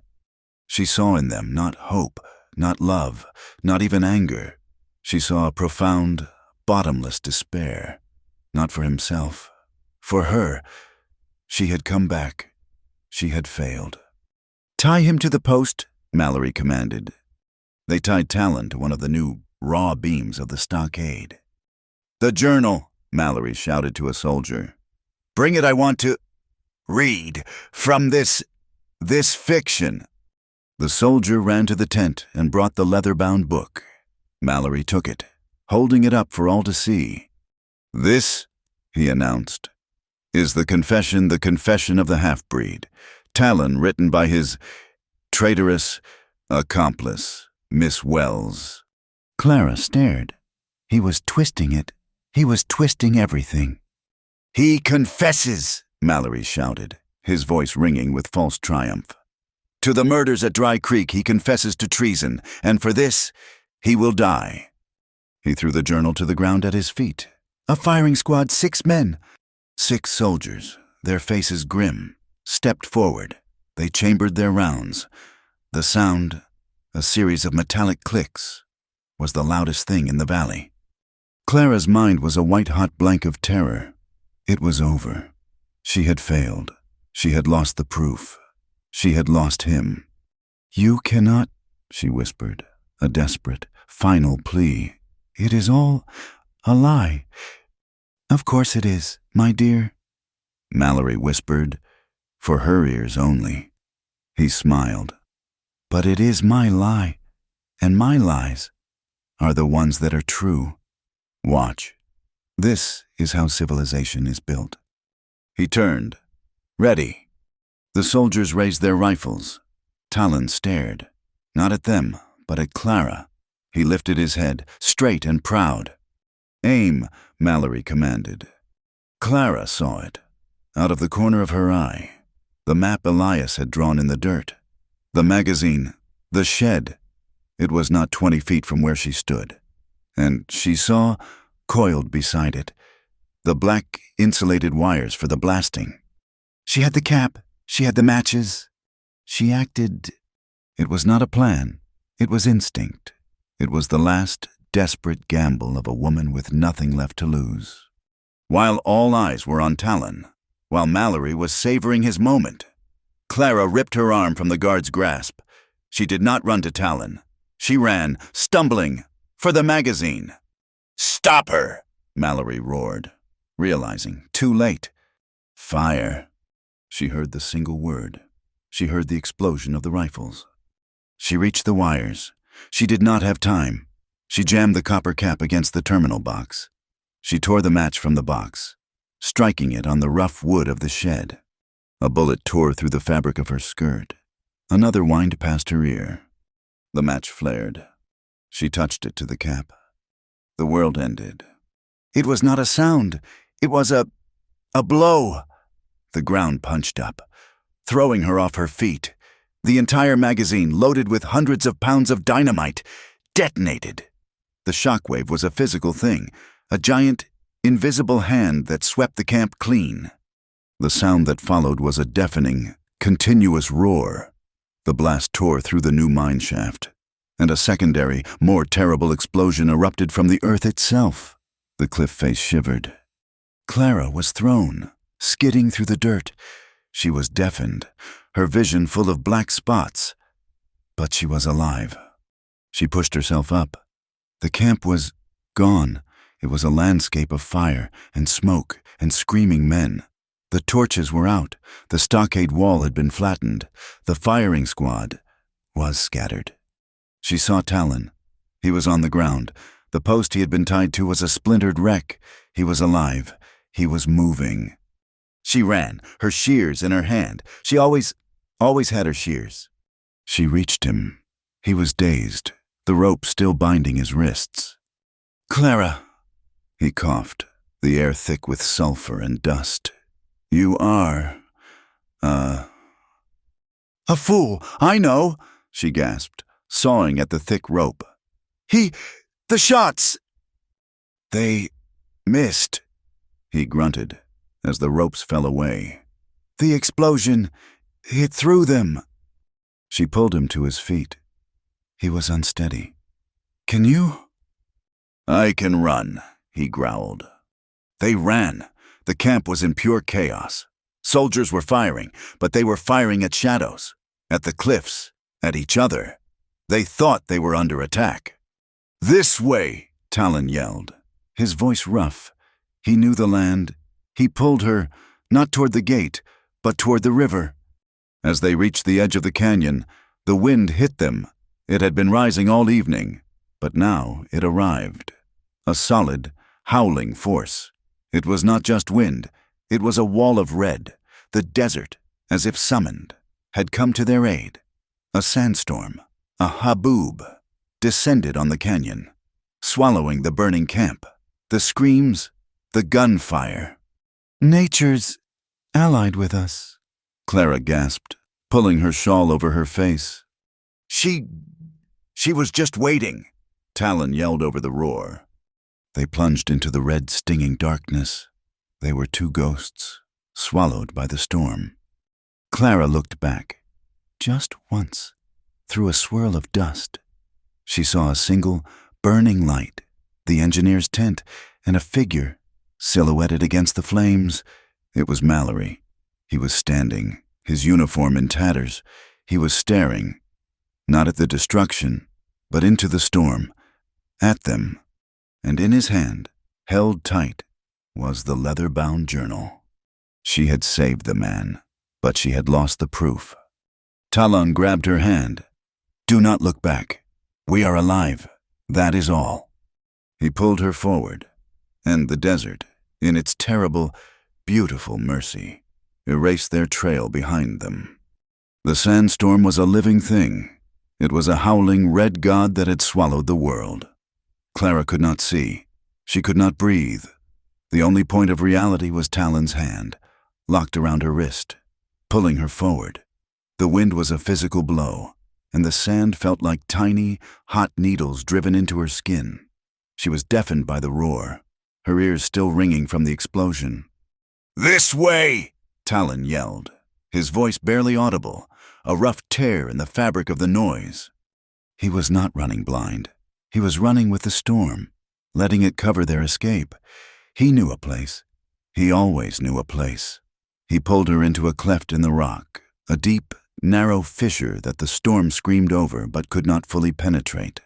They collapsed onto the sandy floor, their backs against the stone, their chests heaving. The world outside was a shrieking, solid wall of red dust. We are safe," Clara gasped, coughing, spitting grit. "For an hour, maybe 2. Talon rasped. He was shaking, not from cold, but from adrenaline and exhaustion. His face, visible in the dim, swirling red light, was a map of pain. The beating he had taken, combined with his old wound, was killing him. "Your side," she said, her nurse's instinct pushing through the terror. "It holds," he said. He looked at her, his eyes intense in the gloom. You came back. You set the mountain on fire." I lost the journal," she whispered, the failure hitting her with the force of a physical blow. "He has it, Talon. I saw him. He has it. We have no proof." He was silent for a long time. The wind howled, a chorus for their despair. "He has a book," Talon said at last, his voice low and vibrating with a new, cold energy. "We have the truth. He has his soldiers, but he has made enemies." What do you mean?" "The miners," Talon said. "The prospectors, like Boone. They are like the coyote. They do not like the wolf, Mallory. He is the wolf. He has built a fence around their canyon." "They will not help us," Clara said. "We are Apache." "No," Talon said. "We are the other." He pushed himself up, hissing in pain. "The storm is turning. We must go. Back to the stronghold. Now!" They moved, 2 battered ghosts. Through the dying storm, they arrived at the hidden valley to a scene of terror. The people had heard the blast. They had seen the red sky. They thought Talon and Clara were dead. When they stumbled in, Grey Willow was the first to see them. She rushed forward, her iron reserve breaking. She grasped Talon's arm, her old hands checking his wounds, speaking in low, rapid Apache. Cisna ran to Clara, her eyes wide. She saw the blood on Clara's shoulder, the bruises on her face. She gently, shyly, touched Clara's arm. "The Pinda Lik Oyi, he has the book?" Talon said to his people, his voice carrying through the sudden hush.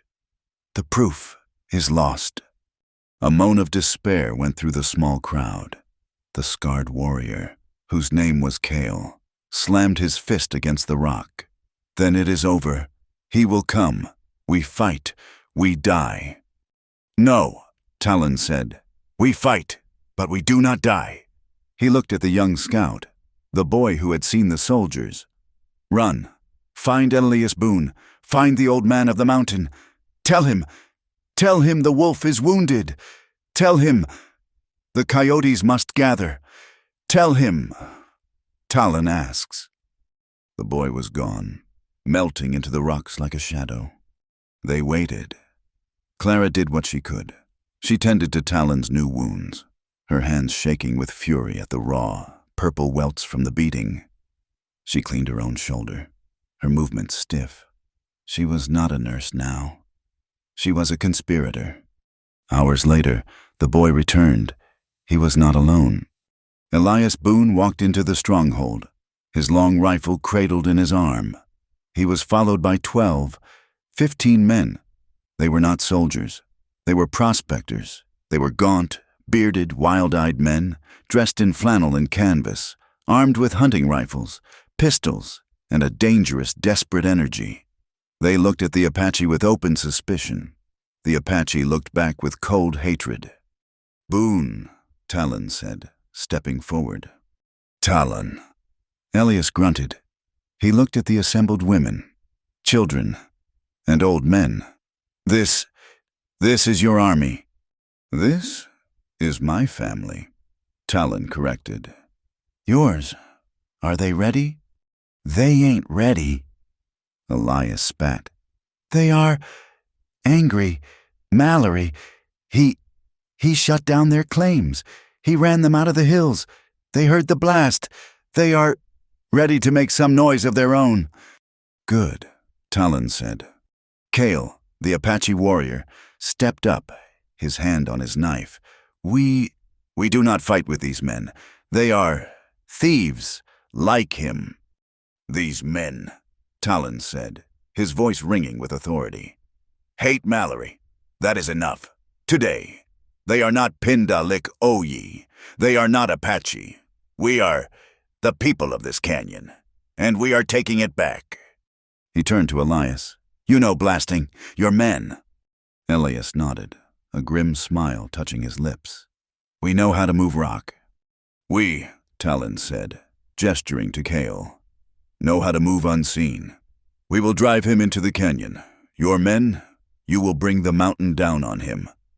It was a desperate, terrible plan, an alliance of pure convenience. Clara watched, her heart a cold stone. Where will I go?" Talon looked at her. His face was soft for just a moment. "You will be with Grey Willow, in the high caves. Where it is safe, you will tend to the wounded." "The wounded," Clara repeated. She looked at the handful of Apache, the small band of miners. She looked at her medical satchel, now empty save for rags. "Yes, I will. I will be ready." The battle for Dry Creek began not with a bang, but with a whisper. Mallory, enraged. His camp in ruins. Was a man possessed? He had lost time.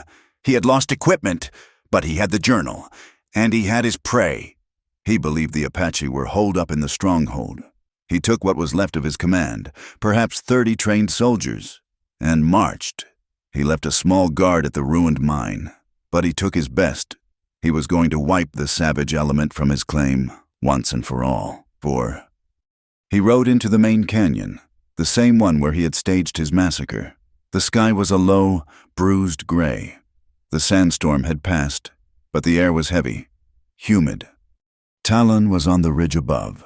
He watched them come. He gave the signal. The first shot was from Cale, a single rifle crack that sent the lead horse tumbling. The column stopped. "Ambush!" a soldier yelled. "To the rocks!" Mallory roared, his training taking over. "Find them! Flush them out!"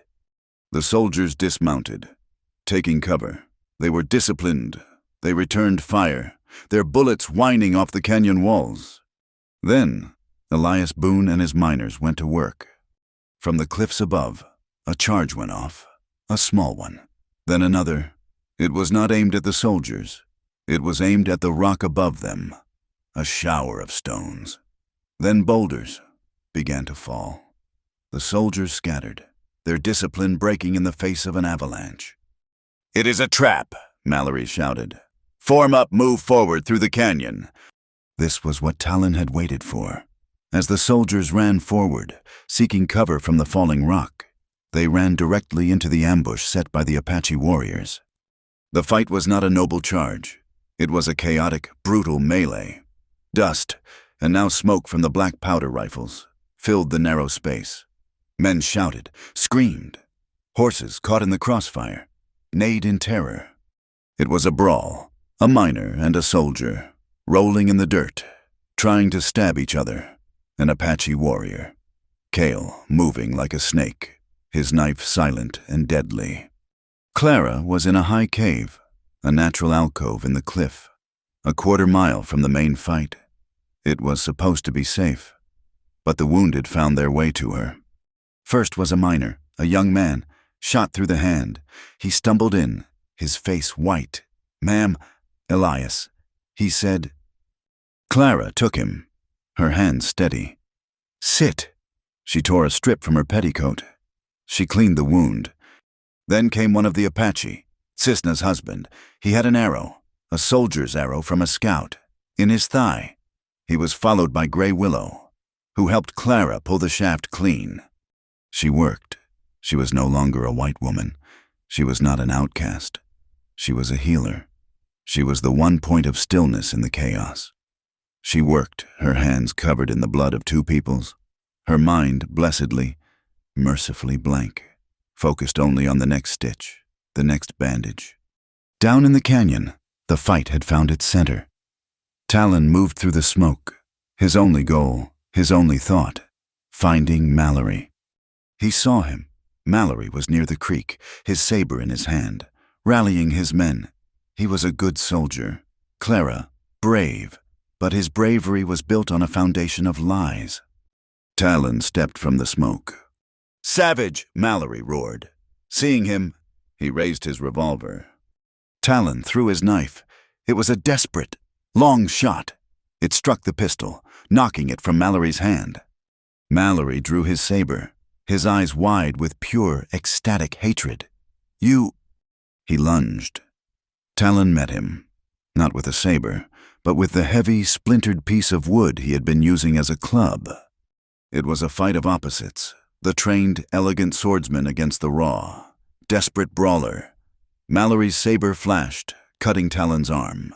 Talon ignored it, swinging his club, shattering the captain's guard, sending the sword flying. They fell, grappling, into the mud of the creek bed. "You cost me millions!" Mallory screamed, his hands finding Talon's throat.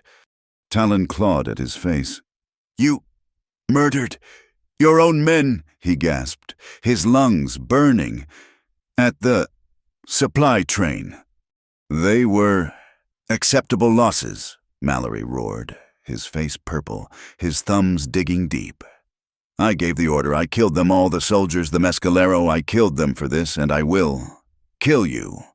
Talon's vision was going black. He was losing. "And Captain Mallory," the voice was new, sharp, authoritative. Mallory's head snapped up. Talon, gasping, looked. A man, a captain, in a clean, dust-covered uniform, sat on a horse at the edge of the creek. He was flanked by 10 soldiers, a fresh patrol. "Captain Hayes," Mallory breathed, his hand still on Talon's throat. "Reinforcements. Good. Help me. Kill this." "I heard you," Hayes said, his voice dead. He had not moved. His men had not moved. "I heard every word." Mallory froze. He realized what he had said. He realized who had heard it. He slowly let go of Talon's throat. "Captain," Mallory said, his voice returning to its smooth, silken tone. "This savage, he is delirious. You do not—" "You said I gave the order," Hayes stated. His hand was on the flap of his holster. "You said I killed them all." Mallory stood up. He was covered in mud and blood. He looked at Hayes. At the men, he saw no allies. You are taking the word of an Indian over a fellow officer." "No, Captain," Hayes said, his voice full of ice. "I am taking the word of you." Mallory's face contorted. The mask of civilization was gone.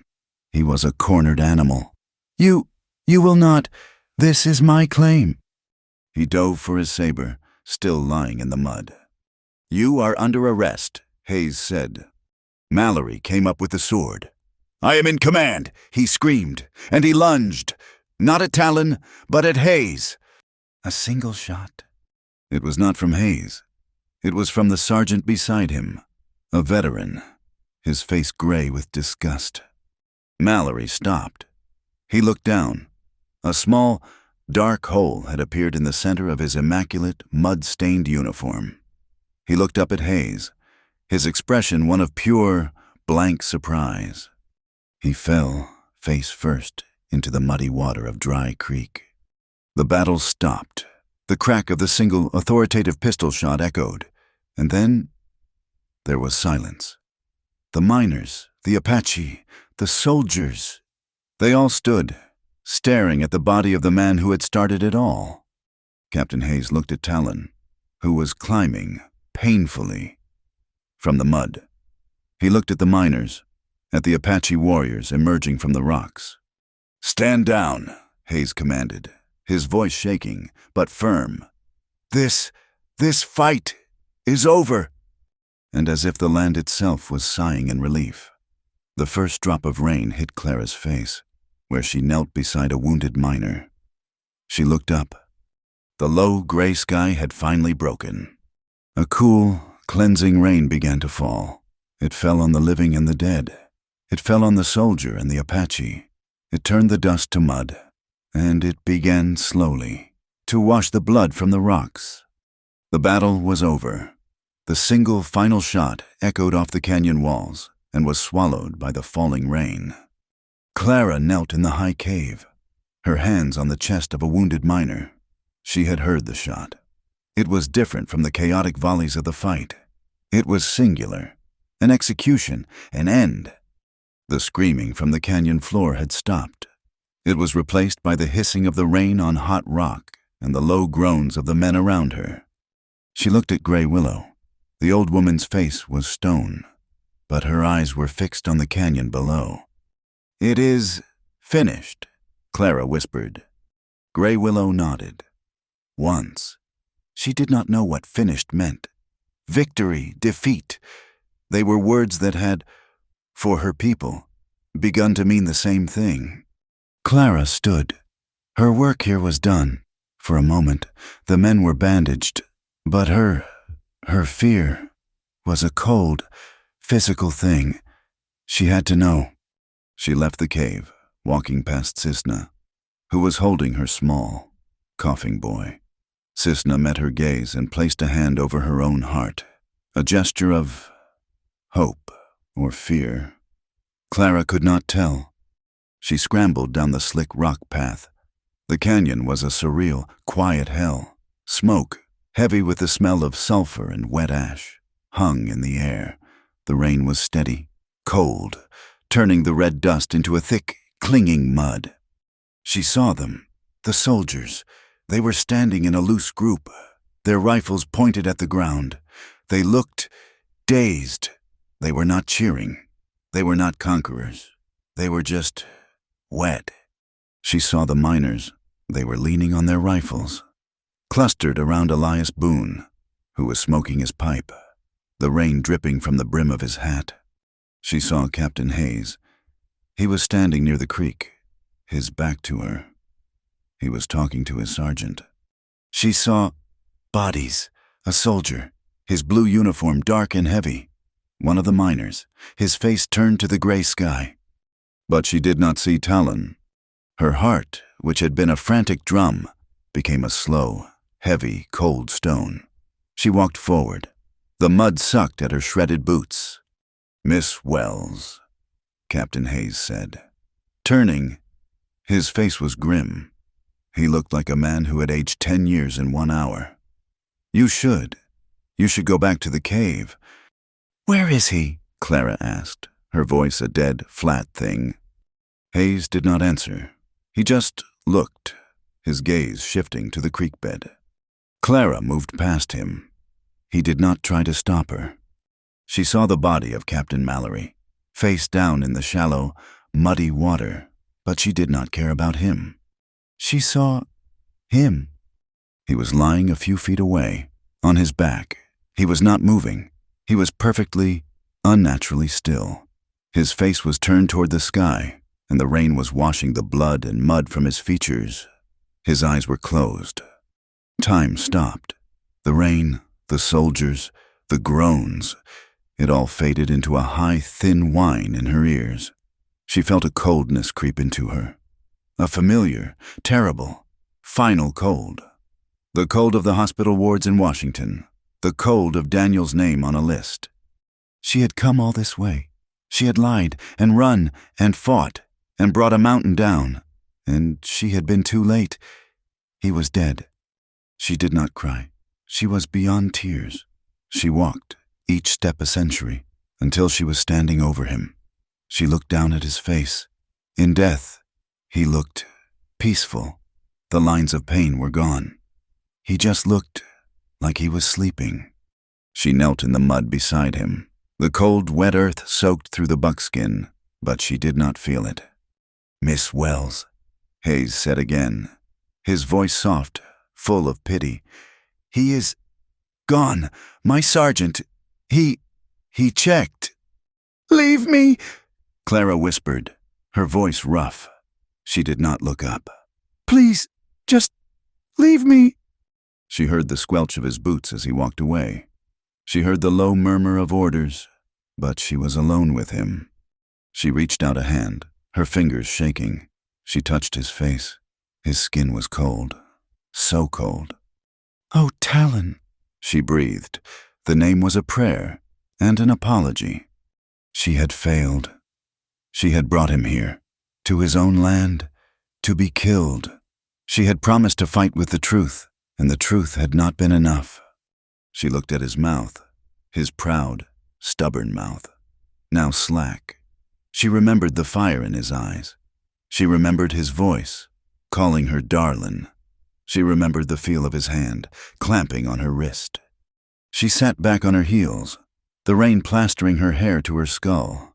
She was empty, a hollow, carved-out thing. She looked at him, and she remembered. She remembered the words Tsisna had taught her, the words the women used when a spirit was hesitant, when it was wandering. She leaned close, her face just inches from his. Her lips were blue with cold. She put her hand on the center of his chest. "Shikis," she whispered, the Apache word for friend, clumsy but heartfelt, on her tongue. "Tana, come back." She said it again, louder. "Tana!"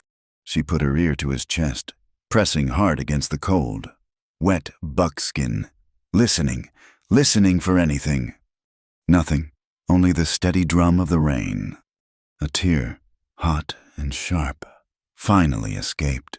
It fell from her eye onto his cheek, mixing with the cold rain. "Please," she whispered, in her own language. Do not leave me. Not now. Not like this." A cough. It was so small, so buried in the sound of the storm. She thought it was a lie, a creation of her desperate, breaking mind. She pulled back. She stared at his face. His eyelids flickered. She gasped, her hand flying to her mouth. "Talon!" He coughed again, a wet, ragged, agonizing sound. He turned his head, his whole body wincing. His eyes opened. They were not clear.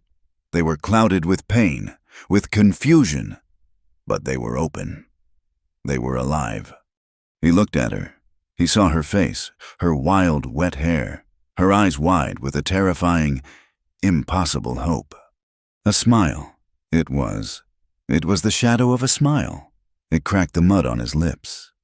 "You are wet," he rasped, his voice a bare thread of sound.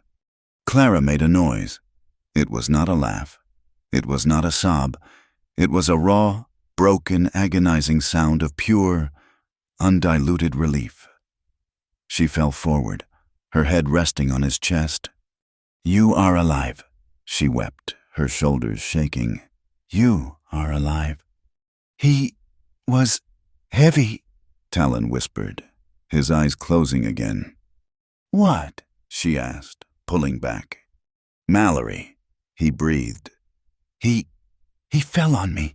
I could not breathe." He had not been dead. He had been suffocating, unconscious from the fight, from the strangulation, trapped beneath the weight of his enemy. "Oh, God," Clara breathed. She grabbed his arm, pulling. "Help me. Sit up. Can you sit up?" He groaned as she pulled him. He was a dead weight, his body a ruin of bruises and cracked ribs, but he was a living weight. She got him to a sitting position. He was covered in mud, from his hair to his boots. She was covered in mud. Her buckskin shift was caked with it, heavy and cold. He looked at her. She looked at him. And then she was in his arms, or he was in hers. It was impossible to tell. She fell forward, and he, with a groan of pain and effort, met her. He wrapped his arms around her, and she wrapped her arms around him. They knelt in the mud, in the middle of the canyon, in the pouring rain, clinging to each other. There was no white woman, no Apache, no nurse, no warrior, no captive, no savior. There were only two people, shattered and alive, holding each other as if they were the only two solid things left in a world that had dissolved into blood and water. She buried her face in his neck, breathing in the scent of him, mud and rain and sweat and something that was just Darlin.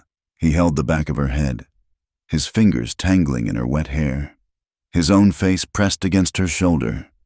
He leaned his full weight on her, the wild, independent, untamed man. He was leaning on her. He was trusting her with his weakness.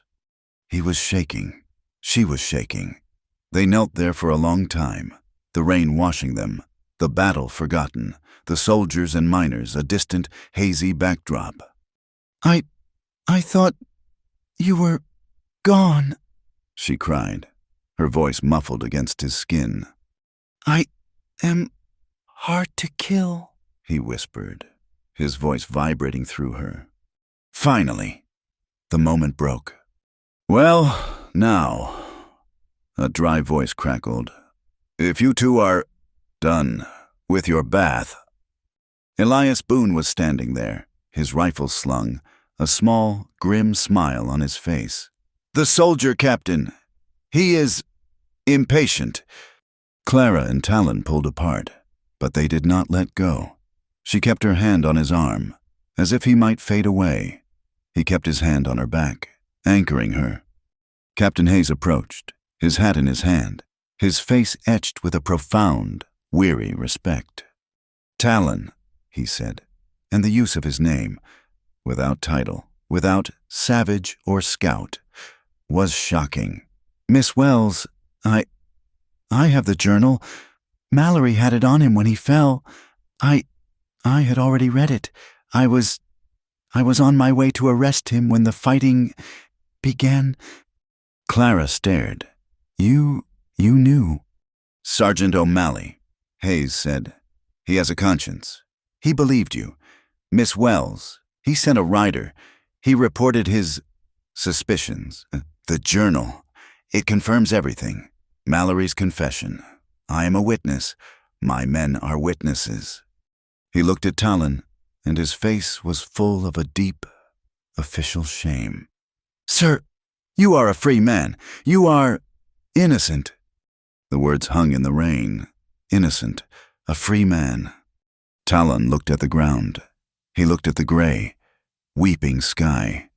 He looked at the graves of his people, visible on the ridge, the stones dark with water. Innocent, he repeated. The word sounded thin. They took him back to the stronghold, his own people, Cale and the others, gently lifting him. They did not cheer. They did not celebrate. They had seen too much death. But they took him. He was their chief. He had returned. Clara spent the next 2 days in the cave. She was no longer a ghost. She was Shakey's. The friend. Gray Willow herself brought her a warm, dry buckskin shift. Cisna brought her hot broth. She sat by Darlin's side. He slept. His body was a wreck. He had 3 cracked ribs. His old wound was open again. His face was a map of dark, purple bruises. But his fever was gone. His breathing was deep. He was healing. On the 3rd morning, he woke, and his eyes were clear. Clara, he said. His voice was weak, but it was his. I am here, she said, putting down the rag she was cleaning. The soldier chief, Hayes, he came, he spoke to me. I know, she said softly. It is over. Darlin stared at the roof of the cave. He offered me a job, a scout, At Fort Grant, he said, "The treaty will be honored." He said, "I am vindicated." The bitterness in his voice was so quiet, so deep, it hurt her more than his wounds. He said, "This land is mine." Talon whispered. He closed his eyes. He does not understand. This land, it is poisoned. It is full of my mother's blood. It is full of his soldiers' blood. It is full of silver. It will never be clean.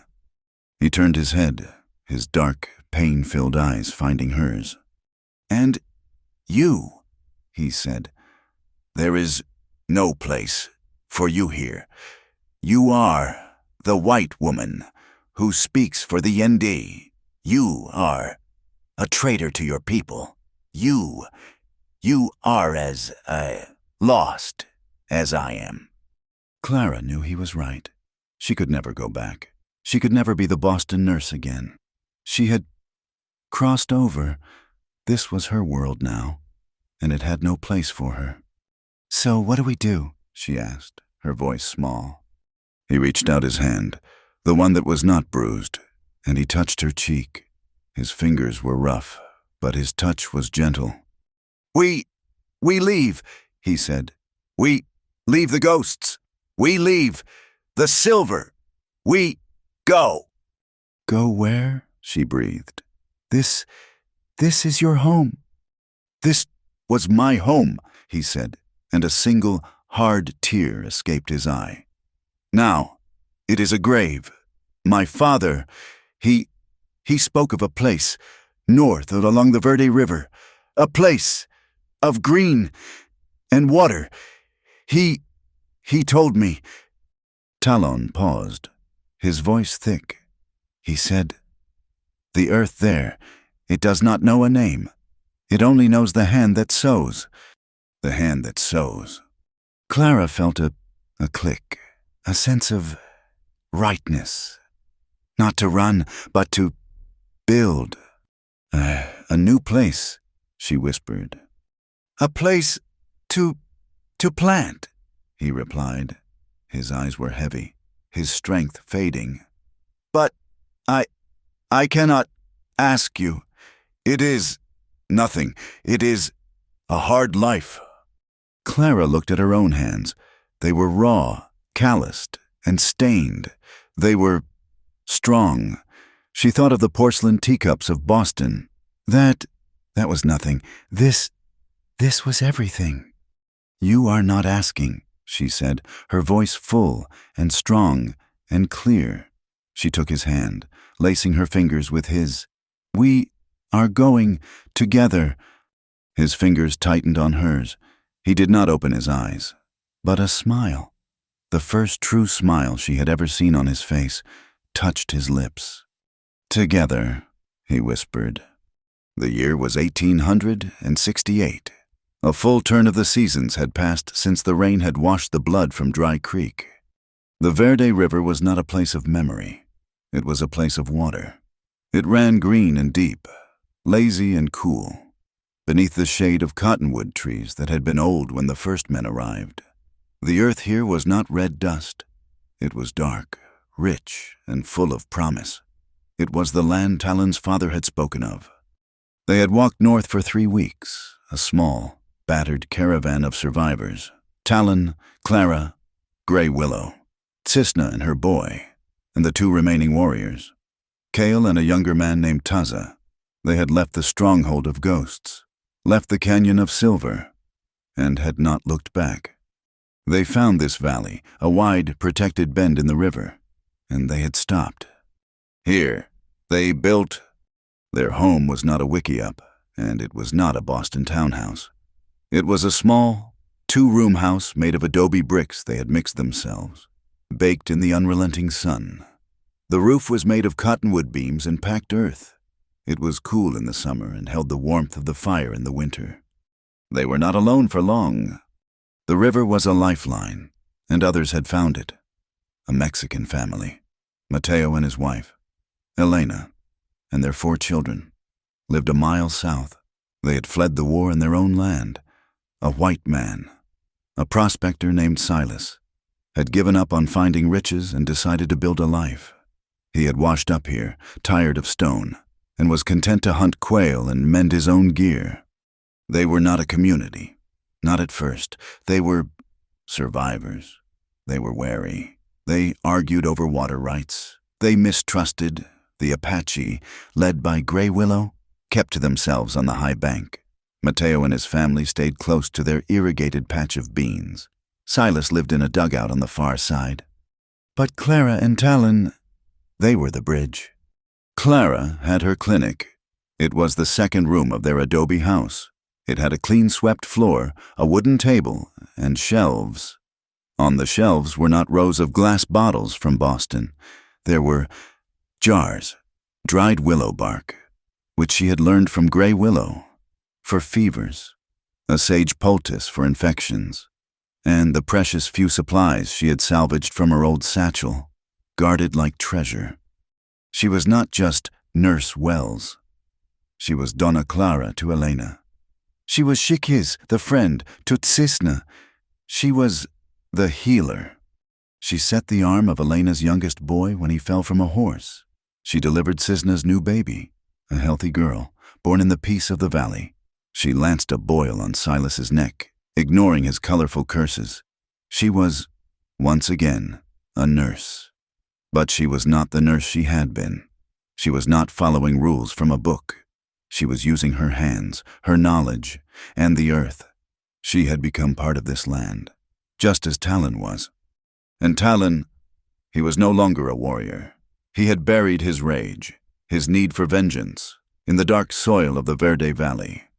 He was a man who planted. Their small patch of land behind the adobe was a testament to his new life.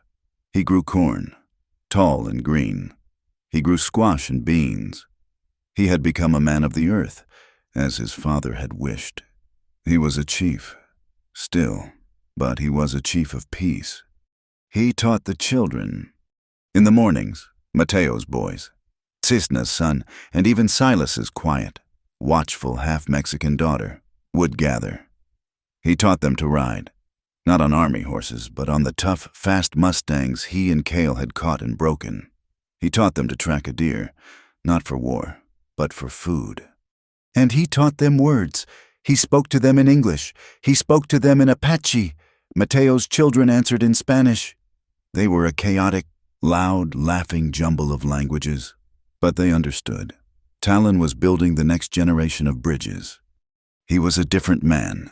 The sharp, hunted, desperate anger was gone. He was still quiet. He was still watchful. But his strength was the strength of a cottonwood, rooted and sure, not the sharp, brittle strength of an ocotillo. He had healed. The deep, terrible wound in his side, the one she had ripped and bound and cleaned, was a long, pale scar. He moved without a limp. His ribs, broken by Mallory's men, had mended. But the scars on his soul and hers were deeper. They lived together in a quiet, profound intimacy. It was not a life of grand passions, not like the firelit night in the desert. It was better. It was the intimacy of shared work. He would watch her, in the evening, grinding the corn for their meal, the lamplight catching the few strands of gray that now threaded her blonde hair. She would watch him mend a harness, his hands, so strong, so capable, working the leather with gentle, precise movements. Sometimes he would wake in the night, his body rigid, his breath caught in a silent scream, a memory of the hanging post, a memory of Mallory's hands on his throat. She would not speak. She would simply touch him. She would place her hand on his chest, over his heart, and he would turn, his body relaxing, and he would hold her, his face buried in her hair, until the ghosts faded. They were two halves of a whole, forged in the violence of Dry Creek. One afternoon, in the late summer, a rider approached. It was an immediate, jarring intrusion. Cale, who was always watching, let out a low whistle. Darlin came from the cornfield, a hoe in his hand. Clara stepped out of the clinic, wiping her hands on her apron. It was a soldier, a blue uniform. A cold, familiar dread washed over Clara.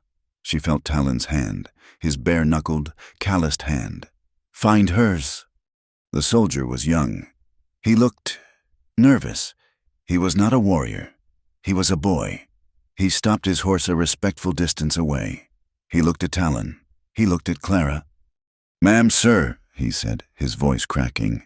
He saw Cale standing on the ridge with a rifle, and his face went pale. I am from Fort Grant." The soldier stammered. I have a dispatch for Mr. Darlin, and for Miss Wells." Darlin did not move. "We are here," he said, his voice flat. The soldier dismounted. He fumbled in his saddlebag. He was terrified. He was looking at the legendary Apache scout who had been betrayed, the man who had brought down a captain. He held out a thick oilskin packet. "Captain Hayes, he sends his respects, sir," the soldier said. Clara stepped forward and took the packet. Her hands were steady. She was no longer afraid of men in blue. She was no longer afraid of anything. "Thank you, soldier," she said, her voice cool and calm. "You have ridden a long way. Water your horse. Cisna. She will give you food." The soldier looked relieved. He nodded, tipping his hat, and led his horse toward the river. Clara and Darlin stood in front of their adobe home. They looked at the packet. It was sealed with the official wax of the United States Army. "You should open it," he said. She corrected. She broke the seal. Inside was a letter, several pages long, written in a clear, precise hand, and a second, smaller, official document. She began to read, her voice low, the words falling into the quiet afternoon. It was a full report, signed by Captain Hayes. It was a summary of the court-martial of Captain Mallory. Posthumously, he had been found guilty. Guilty of murder, guilty of theft, guilty of treason against the United States Army. The engineer's journal had been entered as evidence. Captain Hayes' own testimony, and that of his sergeant, had been damning. It went on. It spoke of the massacre at Dry Creek, and it named Mallory as the sole architect. It named the soldiers who had followed his illegal orders. And then it named Darlin. It says... Clara's voice broke, just for a moment. "It says, the scout known as Darlin is hereby declared, fully vindicated of all charges. He is recognized as a hero who acted to expose a conspiracy. All warrants for his arrest are nullified. He is a citizen in good standing." Darlin said nothing.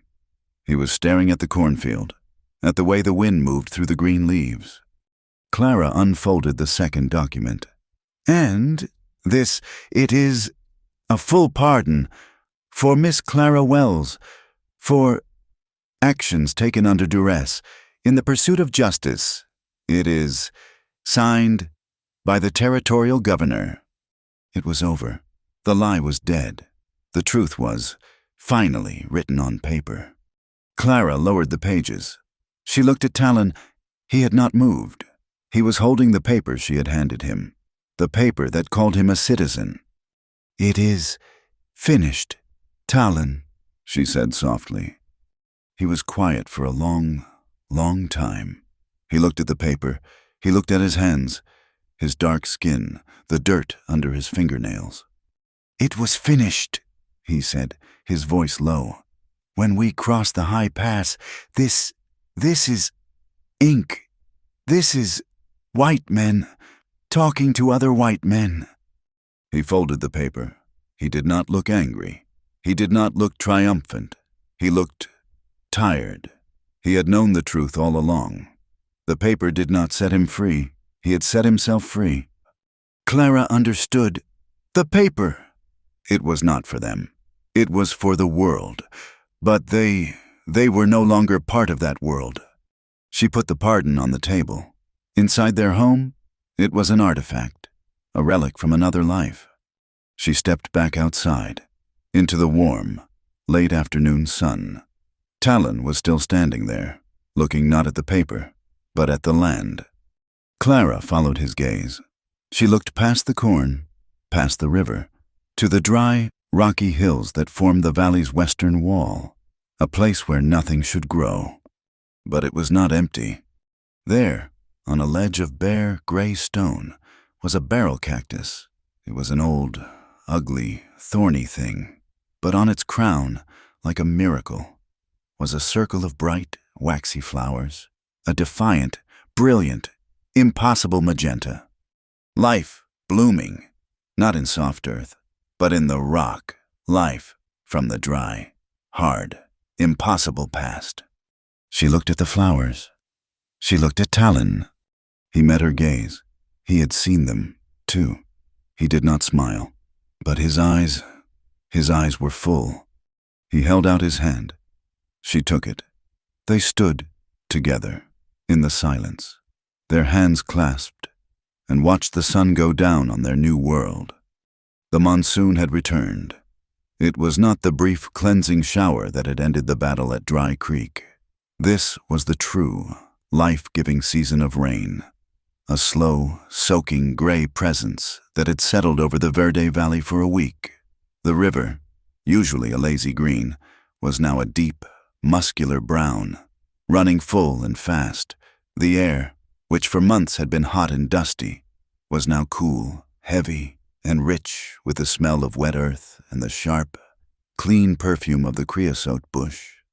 Inside their adobe home, the air was still. The small fire in the corner hissed quietly. The official papers, the pardon and the vindication, sat on a high shelf, beside a jar of dried herbs and one of Talon's sharpened arrowheads. They were a month old. They had been read once, and then set aside. They were artifacts from a world that no longer seemed to touch this one. Clara was mending a tear in one of Talon's flannel shirts. Her hands, calloused and browned by the sun, moved with a steady, practiced rhythm. She was no longer the woman who had arrived in Arizona, the ghost of Boston. The pale nurse in the gray calico was gone. She was dressed in a simple, durable skirt and a soft buckskin shift that Gray Willow had helped her smoke and cure. Her hair, once carefully pinned, was now long and thick, held back with a simple leather tie. The door opened. Talon came in, bringing the cool, damp air with him. He was not the haunted, desperate man she had found in the arroyo. He was solid, rooted. His shoulders were broad, his body filled out with a year of hard work and peace.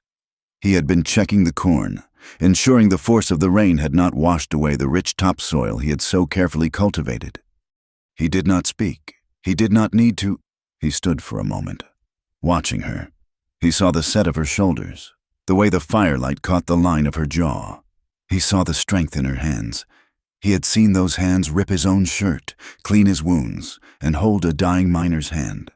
He had also seen them knead dough, plant seeds, and hold Cisna's new baby. He nodded, just once, toward the high plains. Clara understood. She put the shirt aside. The rain had finally stopped. The clouds were breaking. It was time for a ride. They moved with the easy, silent coordination of two people who had shared one life for a long time.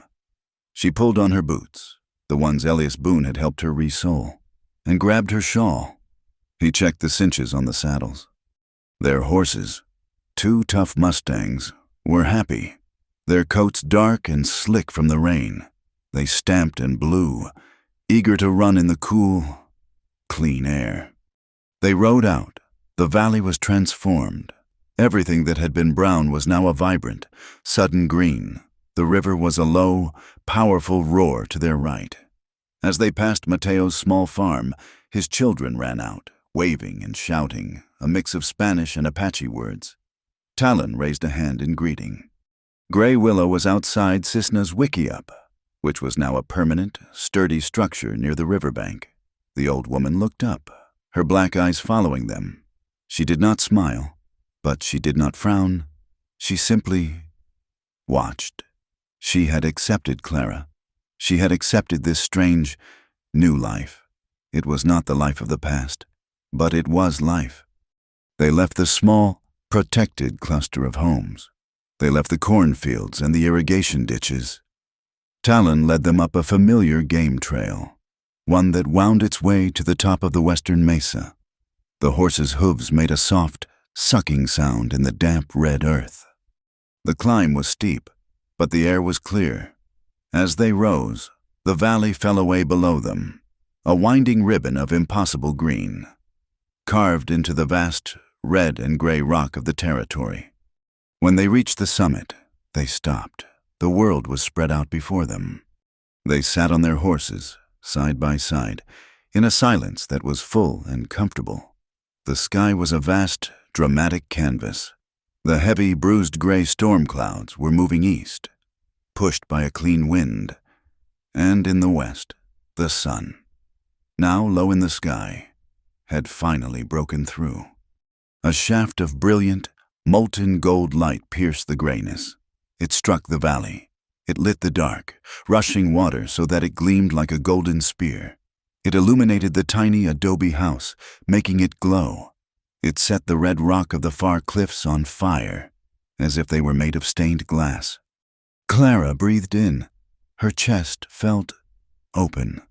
The grayness of her past, the grief for Daniel, the stifling parlors of Boston, the blood and the dust of Fort Grant. It all felt 1,000 miles, 1,000 years away. She had not found the absence she had been looking for. She had found everything. Talon was watching the light. His face, once a mask of hard lines and hunted animal tension, was relaxed. The scars from Mallory's men were pale, but the bitterness behind them was gone. He was no longer a man caught between two worlds. He was a man who had built his own, with his own hands, on his own terms. The paper on the shelf called him a citizen. But this view, this land, this woman, this was what made him free. He turned his head and looked at her. He saw the way the golden light caught her hair. He saw the quiet strength in her eyes. She had come here, a stranger, a Pinda Lik Oyi, and she had been braver than any warrior he had ever known. She had faced down his people, and her own. She had seen the worst of him, his rage, his fever, his despair, and she had not run. She had stayed. She had fought. She had loved. "This land," he said, his voice quiet, not much more than a rumble in his chest, but it carried in the clean air. He was looking at the valley, but he was speaking to her. "It does not belong to anyone. Not to the Apache, not to the army, not to men like Mallory." He paused, his gaze sweeping over the vast, beautiful, wild expanse. "It only belongs to those brave enough to love." Clara felt his words settle into her, as real and as vital as the air she was breathing. She understood. Love was not the polite, predictable thing she had known in Boston. It was this. It was wild. It was dangerous. It was a choice, made in the dust and the blood. It was an act of courage. It was a fight to see past the skin, past the hatred, past the fear. She looked at him, at this man who was her home. She reached out, her gloved hand resting on his forearm. He covered her hand with his own. They sat, their hands clasped, watching the light. The past was a shadow, but the future was that golden, open sky. It was a reconciliation, not of governments, but of the heart. A rebirth, not from ashes, but from water. And high above them, so high he was almost a speck against the last of the gray clouds, a lone eagle cried out. It caught the new wind, its wings spread wide, and it began to circle, effortless and free, its shadow sweeping over the land. It was the spirit of the West. It had been there long before them. It would be there long after, and it endured. Thank you for listening to this story. I am so curious to know where you are listening from. So please drop a comment below and share your thoughts. Be sure to subscribe to Wild West Tales and like this video. If you enjoyed it, please support us by pressing the hype button so this story can be heard by many more.